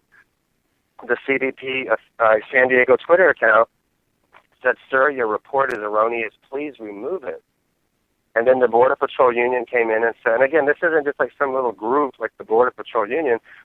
This is the AFL-CIO union that represents approximately 17,000 federal agents in the Border Patrol. You know, and they came out and they said, no, it was this report, here it was right here. Well, then 2 days later, the CBP deleted the tweet calling me a liar, and then they put out, the CBP San Diego is not currently allowing illegal aliens to come to this region, or sending illegal aliens. And then 2 days later, that's when they came out and said, we're not going to do it anymore. We did have the plan, but now we're not going to do it. And then a couple of days later, they brought the buses anyway. So, you know, what do you make of that? There's only 2 things you can make of that. Either one, they're liars, and in addition to being liars, they don't know what the hell they're doing, or 2, they're liars and they're liars again. There's only 2 possible solutions. If anyone can come up with another one, I'd love to hear it. But that's what's going on. And the only reason for something like that to happen is that they legitimately don't know what the hell to say, because they have to say what their politically appointed leaders tell them they can say. And unlike in previous years, where most agencies of this caliber, most agencies with this type of mission could actually, they all just knew what was happening and could say what was happening. This era that we're in, they have to get permission from top to say whatever the top says, and it's not necessarily what's actually occurring on the ground. So that's a problem. I get it. Hey, the CIA, I get it. They don't want to talk. I get it. The FBI, I get it. Like other agencies, I get it. But we're not talking about national security. We're not talking about them damaging national security. We're just asking them, hey, how many people happened? Where are you putting them? What are the conditions like? And they lie. You know, they lie. So it's frustrating. Are they trying to score political points? Are they worried about the political narrative being damaged? Why do you think that's happening? Well, I think in the case of the TSA, I think what happened with them was that, you know, again, this is a problem when people don't believe in the rule of law. You know, this is the problem with when you don't believe in the rule of law and you don't believe in following rules, you think you can bend rules. That's why we have a constitution, is because we have a constitution because when people think that they can just change everything, whatever suits them at the time, that's where we get into trouble as a nation, right? And so the same concept applies on the micro level as it does on the larger level. The same concept applies. They say, hey, you know, we know that the TSA rules are there for a reason, but here's the deal. Like right now, it would benefit us. We need a way to ship these illegal aliens, and the only form they have is the notice to appear. So let's just accept that. I mean, the Border Patrol agents process these guys anyways. And so they let them on commercial airliners. And that's not okay. And so the Border Patrol comes out and says, wait a minute, you can't do that. Like, processing these people doesn't mean we know who the hell they are. All it means is we got them, we made sure they didn't have scabies anymore, and we fingerprinted them, which doesn't mean anything, and then they told us who they are and how old they are. We don't have any way to verify that they're who they say they are, that they're from where they say they're from. We have no way to verify any of this. And they kept doing it, so the Border Patrol came out and spoke out against them. And then when the Border Patrol spoke out against it, the Border Patrol Union, the agents, that's the representative of the agents, when they spoke out against them, then they came out and basically called us liars. And then they didn't just call us liars. They when they didn't just call us liars, they like taunted us. They sent me like 20 tweets about it, and they said, you didn't email us, you're lying. And it's like, I did email you. And I said, here's where I emailed. I went to the DHS website, and it said to contact TSA, like, this is where you email. And I emailed it. And they're like, no, you didn't. And I'm like, okay, here's the screenshot of where I emailed, and here's the screenshot of my email. You know? And then the guy comes out and goes, well, you should have known better. If you really wanted to get a hold of us, you would have went to our website, our separate website, and clicked there. And I was like, no, I went to the top website and clicked TSA and went contact.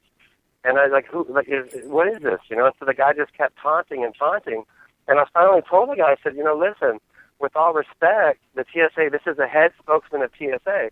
I said, with all respect, these are sworn law enforcement officers, and I'm listening to their word. They just went on the record. And you're somebody who the only information you know is what your politically appointed bosses are telling you to say. You might want to watch yourself, you know? And so he stopped tweeting at me. I mean, this is whoever heard. I mean, to be fair, social media didn't have the prevalence during the Bush years or the Clinton years. To be fair, but whoever heard of a freaking government going on Twitter and trashing journalists, telling them to remove a report from the internet when it was true, and then having to come out later and go, yep, it was true, my bad. Whoever heard of that? Over and over again from an agency that's under the executive branch. Whoever heard of something like this? I can't fathom. I can't fathom that this is even occurring. It's blowing my mind. And every time it happens, we show that they're lying. So the Border Patrol agents who gave us the information publicly came out and said, TSA is lying. We're willing to go under oath as sworn law enforcement officers, sign sworn statements to what happened. We're willing to go to Congress and have a congressional hearing and tell Congress what happened. TSA is lying. I mean, what do you do after that? So TSA goes silent. And then TSA sends an email to the TSA agents in the Laredo Airport, International Airport, and said, from now on, we're not going to accept the notice to appear any longer as a sole identification for someone to fly. And it's like, wait, I thought you said I was a liar and tweeted at me 20 times and tried to embarrass me and tried to ruin my career, you know, tried to ruin the reputation of my news outlet.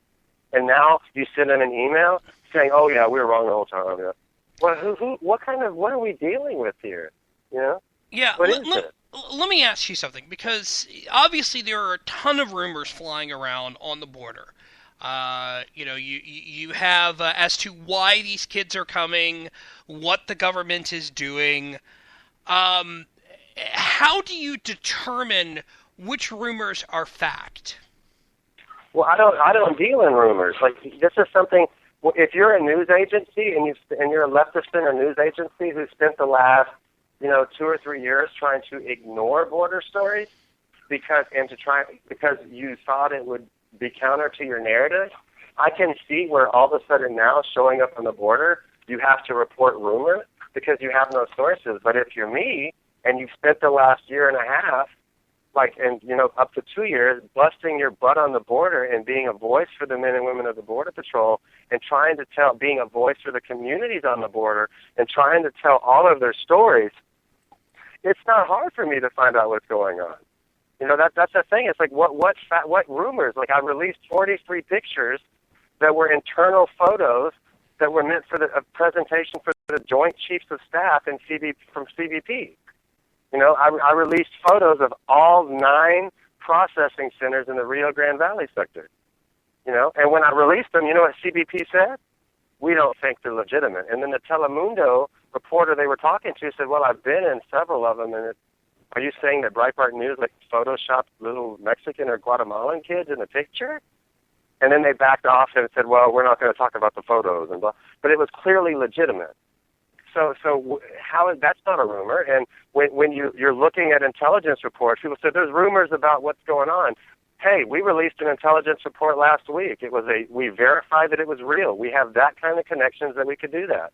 We released a DHS.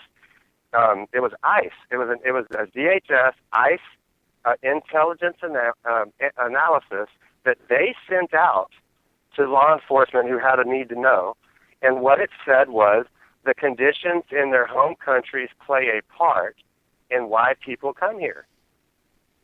But that said, Belize has similar violence levels to their home countries and similar economic situation, but nobody's coming from Belize. And then it said another contributing factor, or another significant factor, is that there is a 98 to 99.9% success rate at illegal migration attempts, and that is encouraging them to come. That's what the DHS says internally. That's not what Jay Johnson says, but we released that report. So when we talk about rumor, I would say if I have an internal intelligence analysis from the DHS that they're sending out to their intelligence analysts, I would say that that's not rumor, you know? So that's how I determine the difference. And, you know, I see this a lot, like so-and-so said so-and-so, allegedly there's so-and-so. But I don't report that kind of stuff. Like, I report what I see as fact and what I know is fact. So, I get it. Like, I know that a lot of media is doing it right now. I totally get that. They really are. And the reason they're doing it is because, you know, if you spent the last year and a half, like, you know, crapping on the Border Patrol because every time the ACLU attacked them, tried to diminish their right to use force if they were attacked with deadly force, tried to diminish the prevalence of them, tried to get them not to be able to go into certain areas along the border, which I can only imagine the real motivations behind people who did that. If you're one of those news agencies and then, you know, all of a sudden you have to follow Breitbart News and you go down there and you can't get anyone to talk to you, you know, well, I wonder why no one talks to you, you know? You understand? Yeah, totally. Have you talked to any what are the people on the border saying? Like, whether it's regional sheriffs or regional mayors, governors, what have they been saying? But again, it just depends. This is the thing people don't comprehend, and I try to say constantly to people, is that it depends where you are. You know, like when you're on the border, people don't realize this. So like, well, we need a wall, or we need this. And it's like, well, in some places you do, in some places you don't. And they're like, we need this, or you can't build a wall. I've seen a picture of that border. You can't build a wall. I'm like, it's 2,000 miles long. So, like, if you're, for instance, I'll just give you an example of just the geography, just the geography of the region. If you're in the Rio Grande Valley sector, well, the first, you know, what would it be? The first roughly 30 to 40 miles of the Rio Grande Valley sector has one type of geography, and the next, you know, roughly 30 to 40 miles has another. When you leave the Rio Grande Valley sector and you go into Starr County, then it's completely different than it was before. And now you get into hills and mountains and cliffs and small mountains, like, or small, like, not mountains, but what am I saying, ridges and so forth. And then as you go a little further, then you're in flatlands again by a lake. And then if you go a little further, you know, then you go up a little further, then you're in a situation like when you're in Laredo, it looks kind of like the Rio Grande Valley sector looks, without the shrubs, without the density of plant life, you know, and flora. And then when you go a little past, when you're a little past Laredo and get close to the Del Rio sector, there's this weird 10 to 12 mile stretch that looks like you're in Houston. It's kind of flat. It has a lot of big trees. It's real moist, a lot of mosquitoes. But then when you pass that, then it starts to get all deserty again and crazy. Well, then you get in the Big Bend sector, and that's a whole nother story. And then you get in the El Paso sector, and there's this flat section that looks like the Rio Grande Valley sector, and then it changes, you know? And then you go a little past the El Paso itself, still in the El Paso sector, because the El Paso sector extends all the way to through New Mexico. And then you have a lot of flat area where technology would work, you know, and it's a really remote. And you go a little further, just on the southwest tip of New Mexico, and then it starts to it would be a little harder with the technology because it's mountainous. Well, then you go into Arizona, and then everything changes in Arizona. And when you get between, like, the Douglas, Arizona station, you get between Naco, it's pretty rough. But then when you pass Naco on the way to Nogales, it's really rough. Well, then when you pass Nogales, then you're in a Native American reservation. And those people, there's something wrong with that. They say that they're not corrupt and that there's nobody passing through. But when you go north of the Native American reservation, a Native American Indian reservation, then you're in Sheriff Arpaio's County. And if you're ever in Sheriff Arpaio's County, just north of between Gila Bend and Casa Grande, you'll see for yourself what kind of traffic is actually happening through that Native American reservation.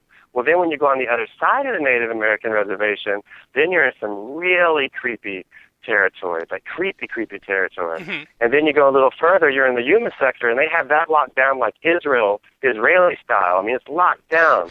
Crazy lockdown with 3 rows of fences and sand in between that they brush and all the technology. Yuma's just totally just decked out. Not all the sector, but a lot of the Yuma sector is.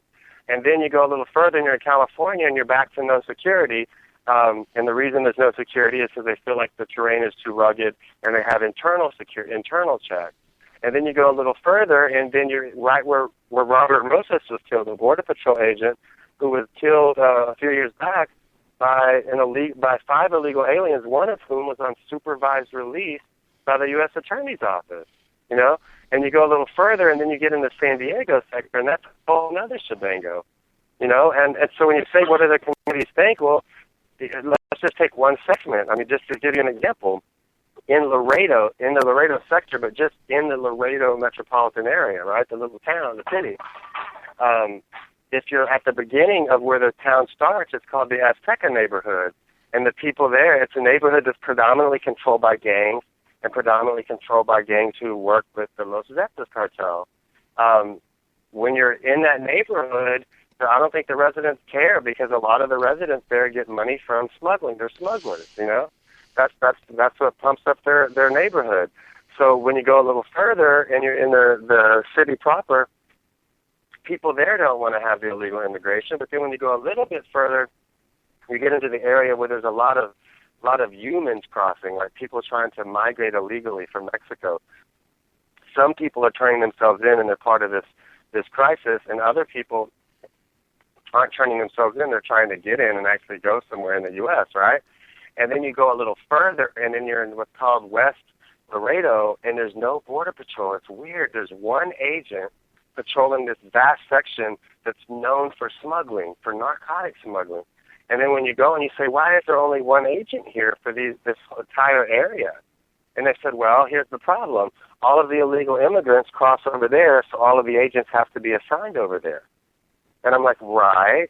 And so you talk a little more, and they get to know you, and they say, well, here's the problem, is that river is controlled by the Zetas, just like all of the river, all of the Mexican shore is controlled by some gang or cartel or transnational criminal group.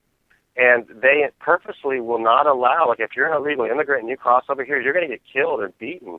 You have to cross over there. And the reason they make that rule is because it puts all the focus of law enforcement over there. And so when they send the shipment through 2 or 3 times, there's really no chance that it's going to get caught. And you're like, what the hell?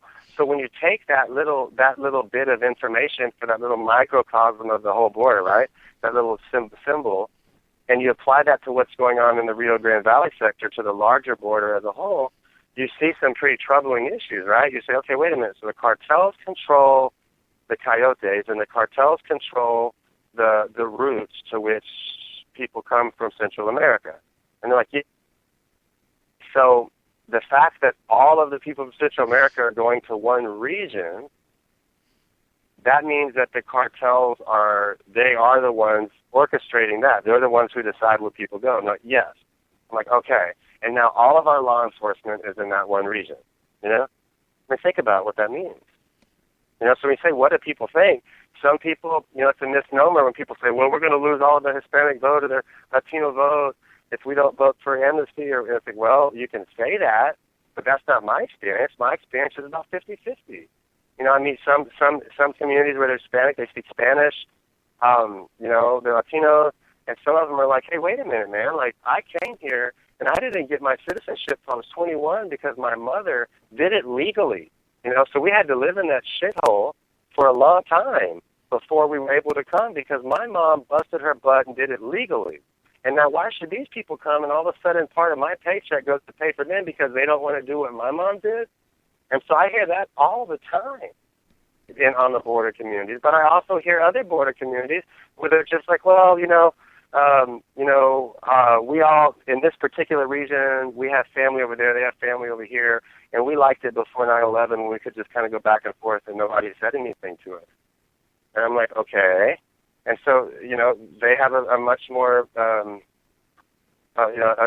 less stringent view of what should happen. And some of them have even told me, they're like, you know, before 2006 when the cartel stuff really kicked in, it was, you know, it was a little messed up. It was a little violent, and there was a lot of corruption.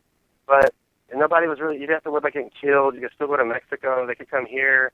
Everything was cool, you know, and it's kind of the U.S.'s fault for taking out those leaders because after they took out the leaders, everybody started fighting and all this, and so they blame us. And they're like, you know, we just wish it would go back to how it was. And I'm like, you just wish it would go back to a little corruption and a little violence, a lot of corruption, but good old life is normal for you. And they're like, yeah. And I'm like, thanks for your honesty, you know, appreciate it. So there's really no set view. And then the views in Texas are different because in Texas, I mean, a lot of our founding fathers for the state, you know, for our republic, you know, they weren't all white guys, you know, and you know, our views are different. We have a different relationship with Mexico than other states on the border. If you're in Arizona, you're going to have a different relationship because it was federal land. So a lot of the people who are in Arizona came into Arizona. Some of the border communities in Arizona, people came recently into Arizona.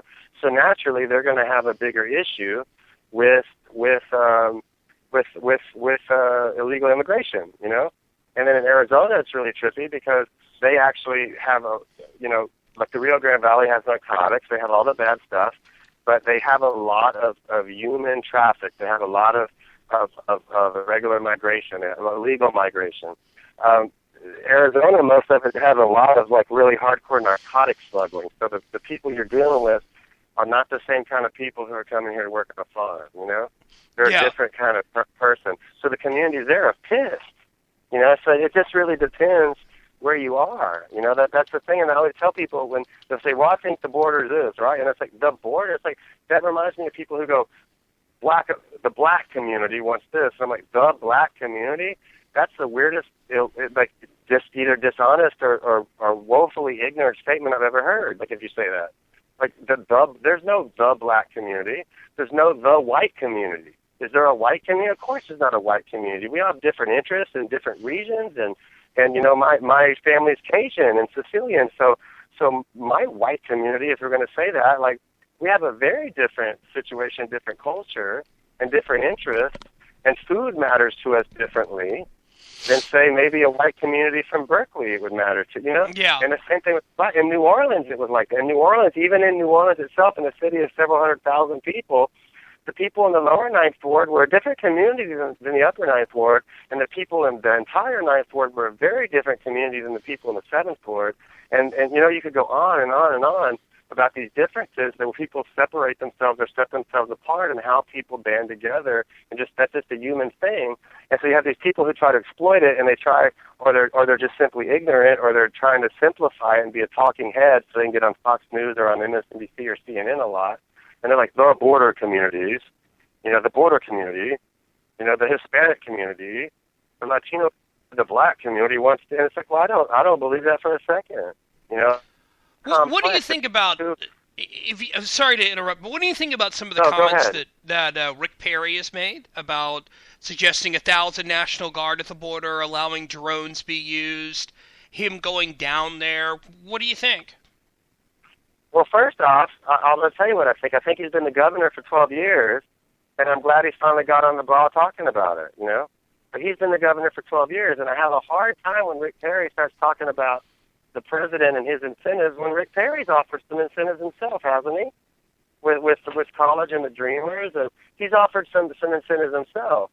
So I have a bit of a hard time with that. I have a bit of a hard time with the fact, like, I appreciate that in the last week or two, he's been talking about the fact that the border's insecure, but it's like, well, who's the freaking governor for 12 years, dude? You know what I mean? Mm-hmm. Like, so what do I think about the use of drones on the border? Keeping in mind that we're talking about surveillance drones and not like bombing people on the border. Yeah. I think that's a great thing. I think it's a grave threat to American citizens that we have such a lawless, fallen state south of our country, and they can come here whenever the hell they want to. I think that's horrible. And I tend to be very, very, very sympathetic on this issue. And so what I would say, there's some divisions in conservatism right now. Some people are anti-immigration. I am not anti-immigration at all. In fact, I couldn't be further from it. But we have some problems. Like Milton Friedman said, he goes, you can't have open borders, and you can't have open borders and have a system of entitlements at the same time, a welfare state. You can't have both. That's something that was a hard realization for all the liberals in Europe, that you can't have both because it gets exploited. That's the deal. It gets exploited. You can't have both. If you have no entitlements or very few entitlements, then the only people who are going to come are going to be people who want to be inventive and creative and work their butts off, and or people who are under a very significant threat and are willing to take the risk of realizing there's no entitlement. And then that's one thing, But when you have a system of entitlements, then the people who are going to come, you're still getting some of the people who want to work their butts off, but a lot of what you're going to get is not that. Like out of these family units, we're talking, they're saying there's going to be 195,000 in that report we released, the DHS report. They're estimating 195,000 unaccompanied minors by the end of the year, man. 195,000. To say, well, we need to help those kids. Well, let's do the math here, right? Let's just do some real basic math. Let's talk about the public education system in Texas, So you have a law that says that not only do we have to educate everybody who shows up at the school, but we also have to make sure there's a teacher who speaks their language. Well, so where are these kids? The federal government isn't telling anybody. So is there going to be 60,000 new kids in the state of Texas who don't speak English for the school districts, the already besieged school districts to deal with? Are there going to be 60,000 dispersed across the entire state? That's another thing that liberals will say. They'll go, well, there's 27 or 28 million people in Texas. It's 800 miles long, dude. And I'm like, right, so are you telling me that those people are going to be equally dispersed per square mile in Texas? Of course not. Texas might be 800 miles long, but really the majority of the population lives in a really 200 miles long area of the state. Yeah. If that. Yeah, about 200 miles. And it's like, so are all the students going to be dispersed in that 200-mile area? Because that's still a heavy burden for the school districts. So are all the students going to be dispersed, or are they going to be all in one city or all in two cities? Yeah. Like, so you start even looking at that, and it's like, breaks my heart. But doing the math on this, it doesn't work. Doing the math, it just doesn't work. And then if you allow this group to stay and we accommodate everything, which we're doing, by the way, that's what's happening. It is actually happening in front of our face. If you allow it, and you consider that what the DHS says is a significant factor in why people are coming, what are other people who are in miserable situations going to do? What are they going to do? They're going to come too. Of course they are. I would do it. If my little kid and that stuff, I'd be like, bye. I'd come here too. And so they're going to come. And then when we allow them to stay, what is the next group of people going to do? Yeah. Because when I went in the bus station, man, I didn't see a bunch of young, able-bodied men. What I saw was a bunch of mothers who looked very unhealthy, who had a bunch of kids with her, a bunch, 4 or 5 each. And I'm looking at this going, this is a bad scenario, not trying to be ugly. Like, as a human rights activist, there's nothing I want more than to help. But then you get into some situation where it's like, hey, man, at some point, you guys got to fix your own shit, You got to fix your own country.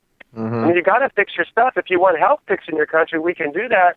But that's kind of what Reagan did in the 80s, right? People say, no, he worked with an evil bastard. I'm like, well, maybe that's all he had to work with for a free market. Because, I mean, I don't mean to be ugly, but the countries that worked with Reagan, like Costa Rica, Do you see any of these people coming from Costa Rica? No. You only see people coming from the countries who gave the middle finger to Reagan and who, like, adopted left-of-center governments. Right? Mm-hmm. Right. Yeah. So we start getting these really complex issues where it's that whole concept of, it's like, well, this isn't right, this isn't good, but which one is less bad? Which one is closer to right? Which one, because I'm looking at this as a human rights activist, and I can see where liberals are coming from with, like, let them all in, open it up. I get it. I totally get it. My heart could bleed and drip, and I get it. But then, as a human rights activist, knowing the facts and being someone who actually knows what occurs on this border, I look at it and I go, you know what? This is the most inhumane thing we can do, is to create an incentive that brings little 4-year-olds, encourages them to walk across the dangerous country of Mexico. Half or a third of them, according to the Honduran president's wife, the first lady of Honduras, she said that a third of the people she talked with, the women and children, had been raped or sexually assaulted on the journey. So are we going to now encourage, like, people to do that? And then the other issue is, like, take the issue of this little Guatemalan boy who died. And they say little Guatemalan boy is 15. It turns out he wasn't 10 like we thought. But take the issue of him. He died because he basically got caught up in brush or something and died without water, and the coyote left him to die. And people say, well, blah, blah, blah. And I'm like, well, let me tell you who has a responsibility in that. All of you people who were against border security and against there being Border Patrol agents on every square mile of that damn border, let me tell you what, if I had had my way, that kid would have never died, because they would have found that kid. But because we have these huge gaps without Border Patrol agents, that kid died. You see? Yeah. That kid died because of that. So we talk about blood libel, and we talk about the crazy things that liberals say. Like if Sarah Palin says something like, let's target that politician, and she gets shot, they're like, blood libel, you have blood on your hands. And it's like, whoa, that's insane, How can you say that? But this is actually a situation where I think it's more legitimate to say, hey, wait a minute, man. Like, you're the people who argued that we don't have this security there. So let's call them a different word. If we're going to have this many kids crossing, shouldn't we have babysitters on the damn border at every step of the way? If you know there's kids there that you encourage to come, and you know there's sex offenders there, because in the last 3 years, we've reported this on Breitbart Texas too, we broke this. In the last 3 years, in the state of Texas alone, over 7,000 previously convicted sex offenders have been deported from the state of Texas back into Mexico, Guatemala, Honduras, and El Salvador. 7,000. So it's like, if we know that there's kids there that we encourage to come, and we know that there's sex offenders and rapists and drug smugglers there and human traffickers and sex traffickers there, what kind of person would not want there to be a U.S. sworn law enforcement officer there with a gun? Yeah. I mean, what kind of logic or illogic is going on in the heads of these people who are still against border security, man? Yeah. Like, what kind of person would do that? Let me ask you something, because I don't want to keep you away from hanging out with your 6-year-old daughter. So where can we find you online? BreitbartTexas.com, as well as at Brandon Darby, right? At Brandon Darby on Twitter. Yeah, when is your next show? When are you having another show? Next Saturday night at 8 p.m. at 8 p.m. Central. Although Liz Harrison, the boss around here, has said that I have to book you on the Right War too, and sooner rather than later. I'll do it anytime. My schedule's a little crazy, and I'm actually going back to the border. I have an announcement Monday I'm going to make about our border coverage, and it's going to be pretty wild. I'm really excited about it. I think Andrew would be pleased. But we're going back to the border, but it just might happen, and I can't let you know closer, but it just might happen to where we can figure out a day that you guys are on, and that I'm in a place where there's actually cell phone coverage. Yeah. And if we can make that happen, I would love to be back on and talk more. I wish I could stay on for 2 hours or an hour. It would be kind of uncool of me to do that at this point, but I have this little girl who's extremely cute. Her name's Olivia. Yeah. And, tell Olivia we say hello. She's 6 years old. I'll tell her hello. But she was nice enough to sacrifice her daddy for a couple of days. I had to go down and shoot Hannity, and then I had to set up something really big that we're going to start. So I'm really excited about it. And I was in the Callan on the border, you know, and she got to see her daddy on TV. She didn't see me on TV. And, you know, and so, yeah, man, I think we're rocking. You know, I think we're rocking. I think Andrew would be happy. You know, I'm proud of the whole company, but I'm particularly proud of the part of the company that I run, which is Breitbart Texas. I'm particularly proud of my team. I mean, we have an amazing team of people who does great work, and I'm particularly proud of the fact that I feel like our team is really leading the coverage on the border issues. And if you want to see fact and not rumor, come to us. When there's a lot of stories. You know, like one broke the other day that there was a case of bacterial pneumonia that a Border Patrol agent got. We had that story a week before, but I couldn't verify it, so we didn't report it, you know? And I couldn't verify it, so we didn't report it. We only report what we can verify. And if it's something that, you know, someone of import makes a statement, we're going to report that they made the statement, but we're not going to claim it's fact unless we know it's fact. Yeah. But at this point, I think we have more sources on the border than I think the FBI has in the mob. I mean, I've spent a long time developing relationships in these different communities, and you know, we're getting the information out to people, and it almost seems like the majority of media is trying to really limit the information that people get, like you brought up earlier with that report. That's a dishonest report, you know. And that's dishonest. I can say that for a fact that that's just dishonest. Like, that's either someone, you know, it obviously isn't a horrible journalist who doesn't know how to do fact-checking, or he wouldn't be working, or he wouldn't be writing where he was writing, you know? So that's just dishonest. That's spin.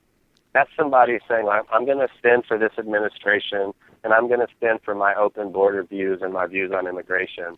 That's someone who's doing that. That's dishonest. You know, like, I have a perspective, very honest about my perspective. You know, there's a multitude of perspectives represented at Breitbart News, especially Breitbart Texas. Sylvia Longmire tends to be a lot more moderate on a lot of issues than I am. I tend to be a lot more right of center than she is. Some of my writers are even more right of center than I am on some issues. And but the simple fact is we're honest about our perspectives, and we don't present facts that aren't real, you know. And we don't present half-truths, but we present the truth. And if we ever present a half-truth because we didn't know better, and we fix it, you know, and we say we did, which doesn't happen a lot because we're talking about an issue right now that we know a lot about. And so, you know, I encourage people to go. I encourage people to check it out, to pay attention. Of course, I'm going to encourage you to follow me on Twitter. You have to see some hateful stuff people say to me, I retweet, and you have to see me argue with people. But primarily at this point, I'm arguing with spokesmen or, you know, for spokespersons for federal agencies who are just lying to the American public, shamelessly lying, hoping that it's okay, you know? Yeah.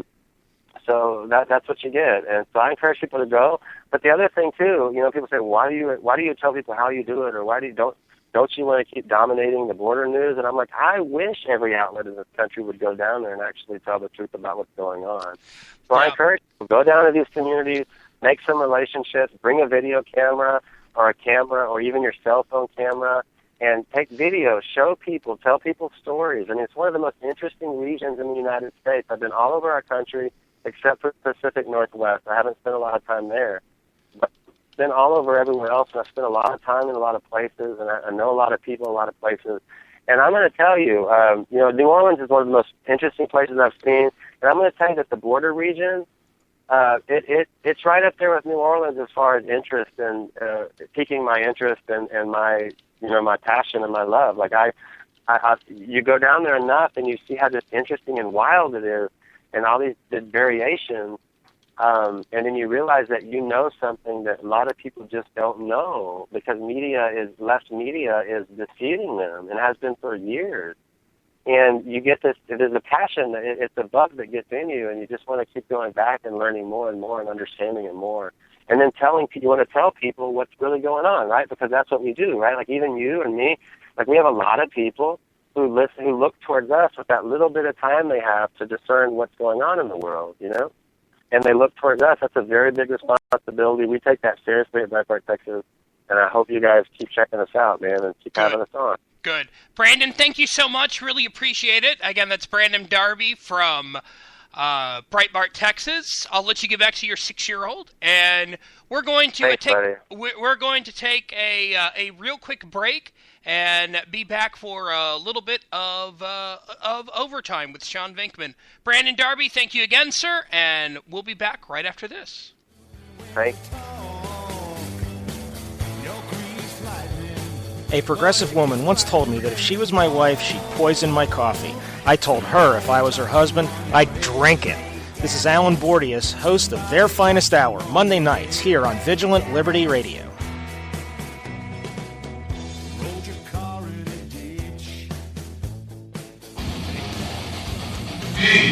VLR.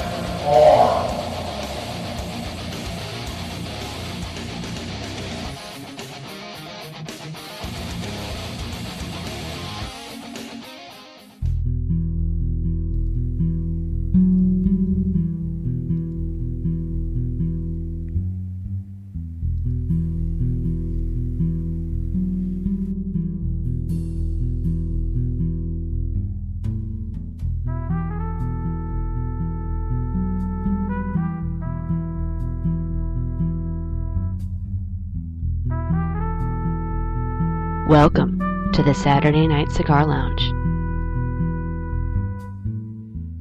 Hour number 3 means overtime here on Saturday Night Cigar Lounge here on Vigilant Liberty Radio. I'm your host, Taylor Millard. Thank you, Brandon Darby, for being on with us last hour to discuss the situation on the border. Very important stuff that came out. I'm Taylor Millard. Sean Venkman, you still there? Yeah, I'm still here. Now, what'd you think? I mean, without poking fun at Brandon, there's obviously a lot going on at the border. I think that he talked about a couple things that you don't really hear about in the mainstream media or anywhere else. And that's, first of all, that the Border Patrol is lying about the numbers. And what people don't understand is they can lie about the numbers without lying about the numbers. And I'll demonstrate that by saying, let's say you have a small town, you have 5 police officers. So you had 5 police officers going out, patrolling the streets, making arrests, giving criminal citations. Therefore, when people research, how many people have been arrested in this area, how many people have been arrested in this area for this crime, for that crime, the numbers will obviously reflect that. If your town goes broke and all you can afford is 1 police officer to go around, doing patrols, even if that patrol officer is 100% capable, able-bodied, experienced, knows what he's doing, he can still only get into so much because he's only 1 police officer. So you can lie about the numbers in the sense that if you take Border Patrol off their responsibilities, which he said they're basically doing now. At this point, they're more about managing the immigrants than going out in the field and catching them. So if you have less agents in the field, it doesn't stand, to much craziness that, okay, of course the arrests are going to be down. Of course the, interception of people coming across the border, if you look at the statistics, is going to be down. It doesn't mean it's actually down. It means that that's what's, that the agents that are in the field, they're interdicting so much. And if you have more agents in the field, guess what? It looks like you're interdicting more. And the truth is that you could, if this was reversed, I could see someone saying, oh, look, we put a bunch more border agents on the border and look, the crime's gone up. It's like, no, the crime's always been there. We're just noticing it now. Yeah. And when we notice it, we have to report it. And when we have to report it, it becomes a statistic that worthless journalists like the mainstream media can sit there and finally, oh look, we can finally report on this because, it's there. Well, it's there right now. You just don't know it's there. So I think Brandon was speaking truth to power when he was talking about that. you can't trust the numbers, even if the numbers are 100% legitimate, meaning like no high-ranking White House official has manipulated them. They can manipulate them by taking Border Patrol agents off their job, and just doing that manipulates the numbers. So I think that was important that he kind of clarified that point. But he also clarified that one size doesn't fit all on the border, that there are some areas that people don't cross that often because the terrain is largely unmanageable or highly unfriendly. So in that sector, you might be able to get away with ground sensors and aerial reconnaissance. And then you have sectors where it's near a city, like the Laredo sector or like Starr County, and you're just going to have people just coming across the river, and then bam, they're already in the city. So you need a lot of people on the ground, perhaps a fence, something along those lines. So he's also right you can't just take one broad approach to the border, like let's put gun turrets every 10 feet. There are some areas of the border that are going to require more, what's the word I'm looking for? More attention, more personnel, more apparatus than others, and the only way to know that is to go down there and figure out what you need and where you need it. But the point is, no one's doing that. No one's going down, like Brandon's going down there and figuring out what's needed where, what's happening where. He probably knows more about the border than our government does, and including our governor. Yeah, and he was right about Rick Perry that it's nice of you to come down to the border now, Mr. Perry, but the border wasn't invented late last year. It's been here for quite some time. We've had these problems for quite some time, and since the fact he's not running for Texas governor and he's previously run for president, really makes you question his motives if he's just posturing for a run. Which, I mean, he's posturing for a run. Yeah. I think he also tried to get in on it in 2009 when he made a comment regarding how the situation was getting bad. Right, and Brandon's got a point that he did incentivize people coming over here, and that's really the devil. And here's what I mean by that: that I have lots of cats, and and like Brandon, I might have a major announcement about something coming soon. It has nothing to do with something I've seen, right? Yeah, I believe you've taken a look at the press release that we're going to do. But just to use that example, and for everyone who's confused, just give me about a week and you'll understand. Yeah. If I were to have a certain number of cats, and I were to be able to take care of those cats and give those cats proper food, water, and medical care, and then I were to, someone were to come drop off 100 cats a day at my property, what you're doing looks like the compassionate thing, because you're like, well, what? You're just gonna turn these cats away? They have nowhere to go.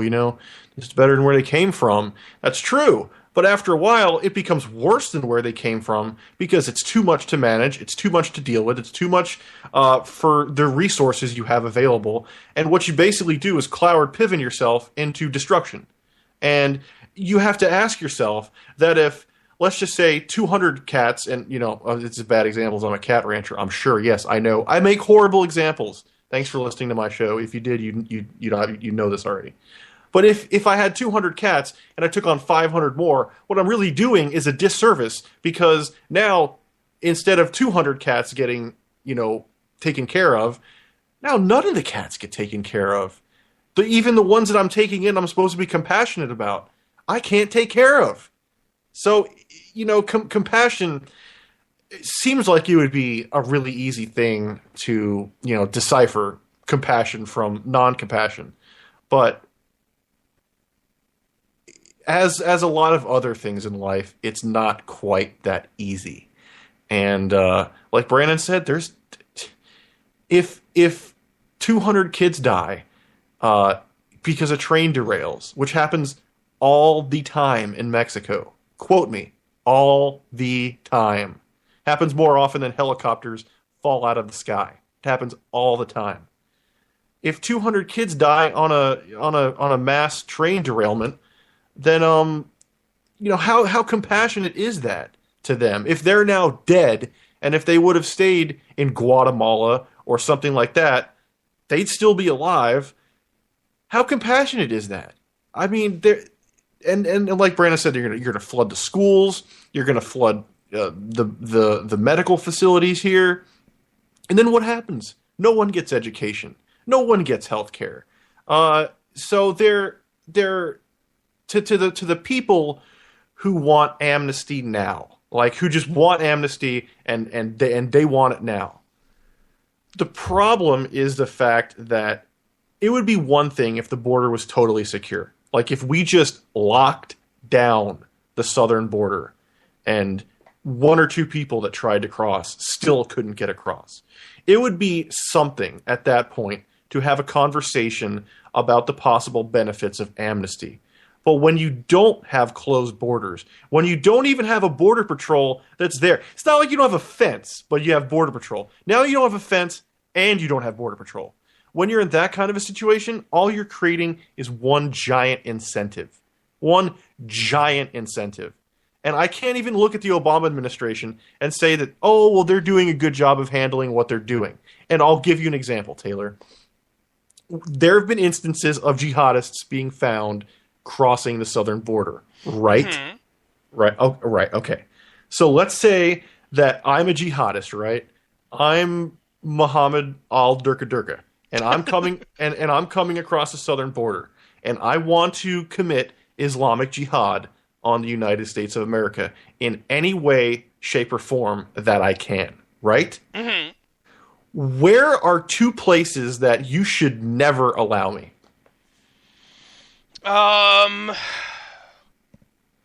Knowing your propensity for jets. Well, even if I didn't have a propensity for jets, if I want to commit Islamic jihad, I'd say an airport. Right. And a gun store, a national monument, a mall, a military base. A military base. And what are we doing currently? We're letting them fly on airplanes without verifying who they are, just because they came across the southern border.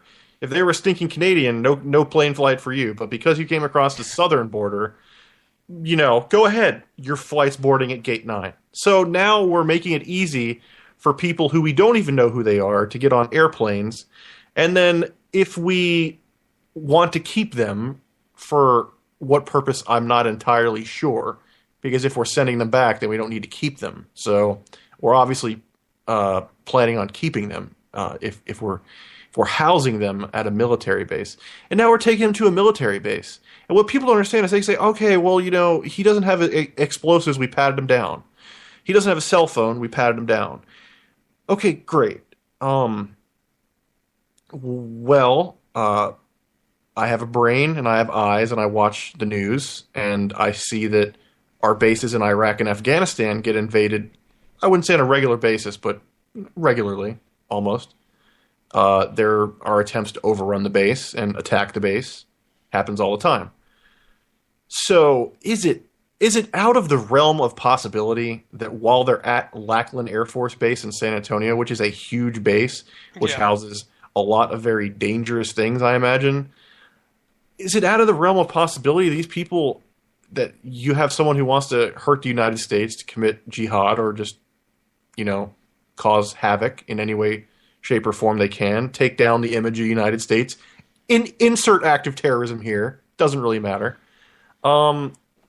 Is it crazy to think they would be taking mental notes about the layout of the base, about where the important stuff is and where the not important stuff is?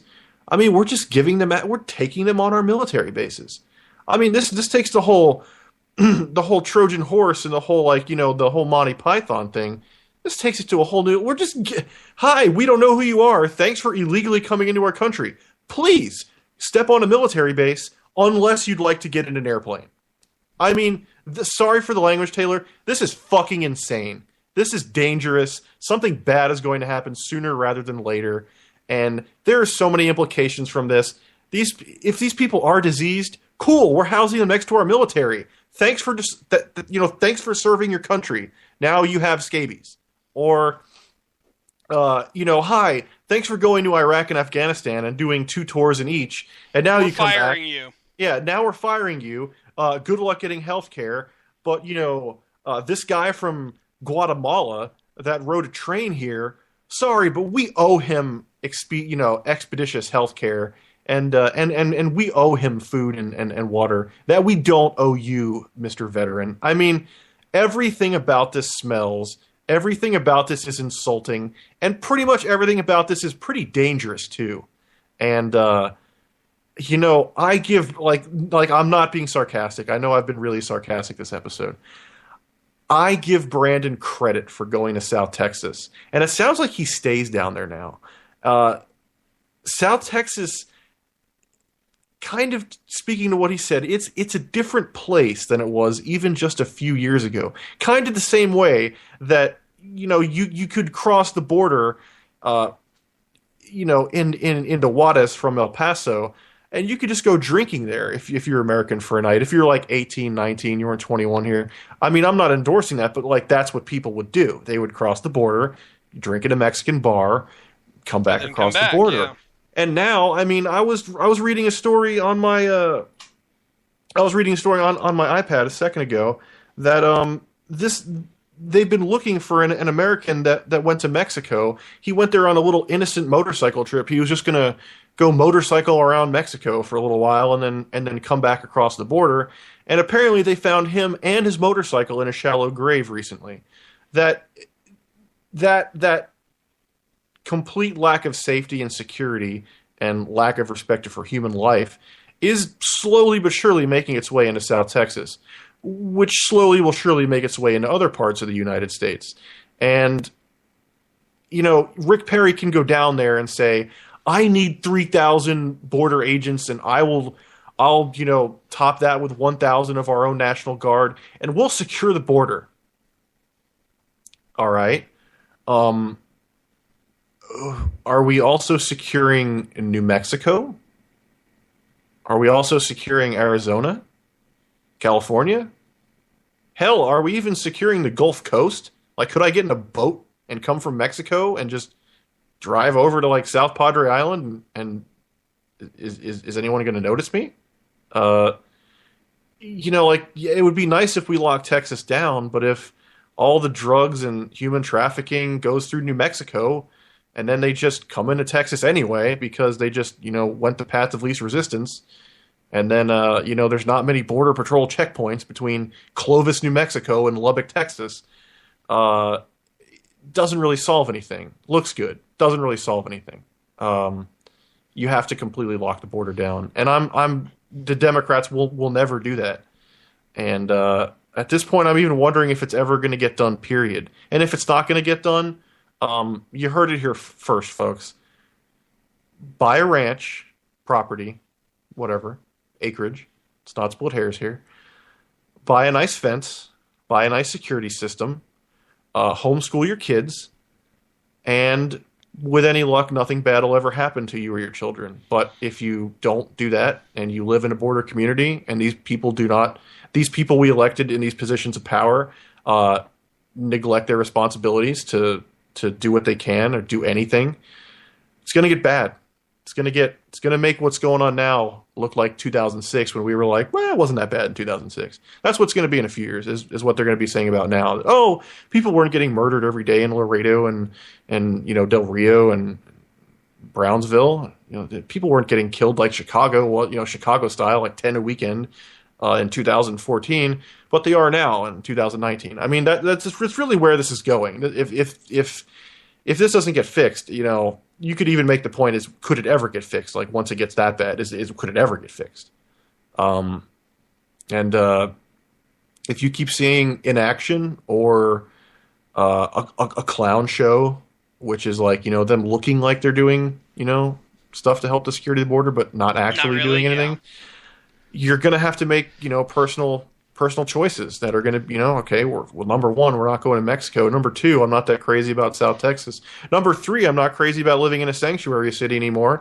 And number four, I'm pretty sure I'm not okay with sending my kids to public school where God knows what diseases or, MS-13 recruiting gangs, MS-13 recruiters that I want my kids learning next to. And it is a whole change in lifestyle, and you can say that you shouldn't have to do that. And you're right. You shouldn't have to do that. Guatemalans should stay in Guatemala. Mexicans should stay in Mexico. And if they want to come here, like every other country in the effing world, they should offer a service to us, whether it be military service, whether it be a job visa that they can get gainful employment and pay taxes. You can't just let them in here because they got here. That's nothing good comes from that. And the sooner that everyone realizes that, like, dude, trust me, I get the bleeding heart angle, and I even saw a tweet from you that said, if you're criticizing TCOT and TLOT for wanting to help kids, you're doing it wrong. And the thing is that I don't think anyone out there that is pro immigration but anti-illegal immigration hates these kids, wants to see anything bad happen to these kids. I don't buy that for a second. I don't buy they're secretly wanting the Border Patrol to find those kids like they found that other kid like tied up in brush and dead of dehydration. But the point is that when you help the kids and then you don't send them back, you're just incentivizing it to keep happening. And there probably is a way to help the kids but stop the flow of illegal immigration, thus stopping the incentive to come here. And we're going to have to start acting on that fast, or pretty much all of Central and South America are going to be on trains on the way to here. Prairie Dog in the chat room just said, wow, I like what Fopau is saying here. What, do you normally not like what Venkman says? I know. I thought we were friends, P-Dog. Like, what's going on with that? I thought we were... I follow you on Twitter. You follow me on Twitter. I thought we were buddies. No, but doesn't take a rocket scientist to figure out. If you don't have an agenda, you can tell the truth. And the truth is, of course, immigration is good, but it's good for several different reasons. First, you want to know who's coming across your border. Like when I travel abroad, I have to fill out a form when I'm still on that friggin' airplane before we even land, saying who I am and what my business is in the country. And then when I get there, I have to basically volunteer that if they want to secondary screen me, including a rubber glove and possibly bending over, sorry, that's the way it is. If they think you're smuggling something, they're gonna give you a thorough check. And it's kind of weird when all of a sudden all that procedure that has been in place for a long time for very, very good reasons has just all of a sudden been thrown out the window. And kind of like Brandon said, if you've legally immigrated here, if you know someone who's legally immigrated here, a lot of them are against illegal immigration because basically what it is, it's a big middle finger. If you came here and we said, why are you here? And you said, I'm seeking asylum because my country is a shithole and I'm scared for me and my family's safety, and this is really the only option I had. And they say, I noticed you're a able-bodied 25-year-old male. Give us 4 years of military service. You'll make a respectable amount of money to where your wife and kids can live in on-base housing or off-base. And when your 4 years are up, you're a citizen. As long as you don't get discharged dishonorably, you're good to go. And that guy says, sign me up for it. And he does his 4 years, and he gets out, and he gets shot at in Iraq and Afghanistan, and sees people die, maybe even gets shot, maybe even gets a limb blown off, and comes back and sees Obama just waving assholes in. Hey, come on, guys, you don't have to do anything like this idiot did, got his arm blown off in Iraq. Come on, guys, come on in. That's got to be the biggest middle finger I can possibly think of, and really makes you wonder what the hell is doing right now. The chat room is devolving. Tar Heel Crystal is now talking about how she wants millions of peaches. I'm guessing that that's not a euphemism, right, Crystal? I don't know if she's going to answer the chat room or not, but I'm going to make the comment anyway. Chat room always keeps it serious. The best article that I've seen today, as we sign off for the night, has to be one from yesterday, which says, It's by the Federalist. What does LeBron James's return to Cleveland say about the 2016 election? And this is what Sean Davis, the author, wrote. I'm going to be honest, I'm judging you pretty hard right now for finding your way to this article. How could this story possibly have any impact on the 2016 presidential race? On what planet would an NBA player's choice of team affect a presidential campaign that's more than 2 years away? But since you're obviously curious about the political implications of LeBron James's return to Cleveland, here you go. His move says absolutely nothing about 2016. It will have no effect whatsoever. This important public announcement has been brought to you by your friends at the Federalist. Yeah. P.S. Seriously though, you should feel ashamed. Yeah, seriously though, hit yourself for clicking on this.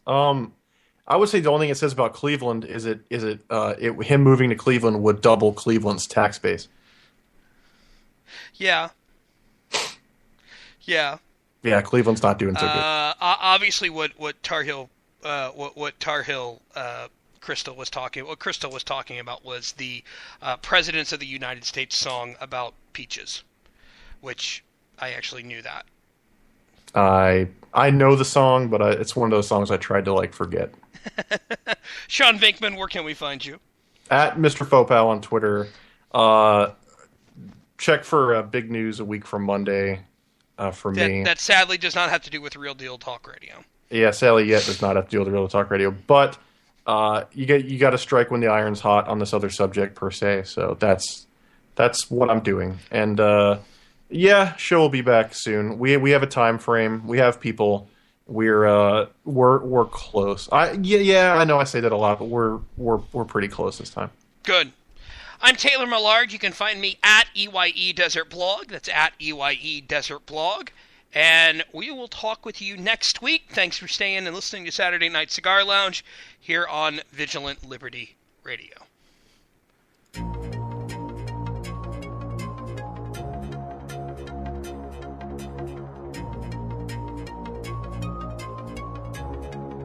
This show is copyright by VLR Media. All opinions of panelists and guests are their own and may not reflect the opinion of VLR Media, the host, or anyone else.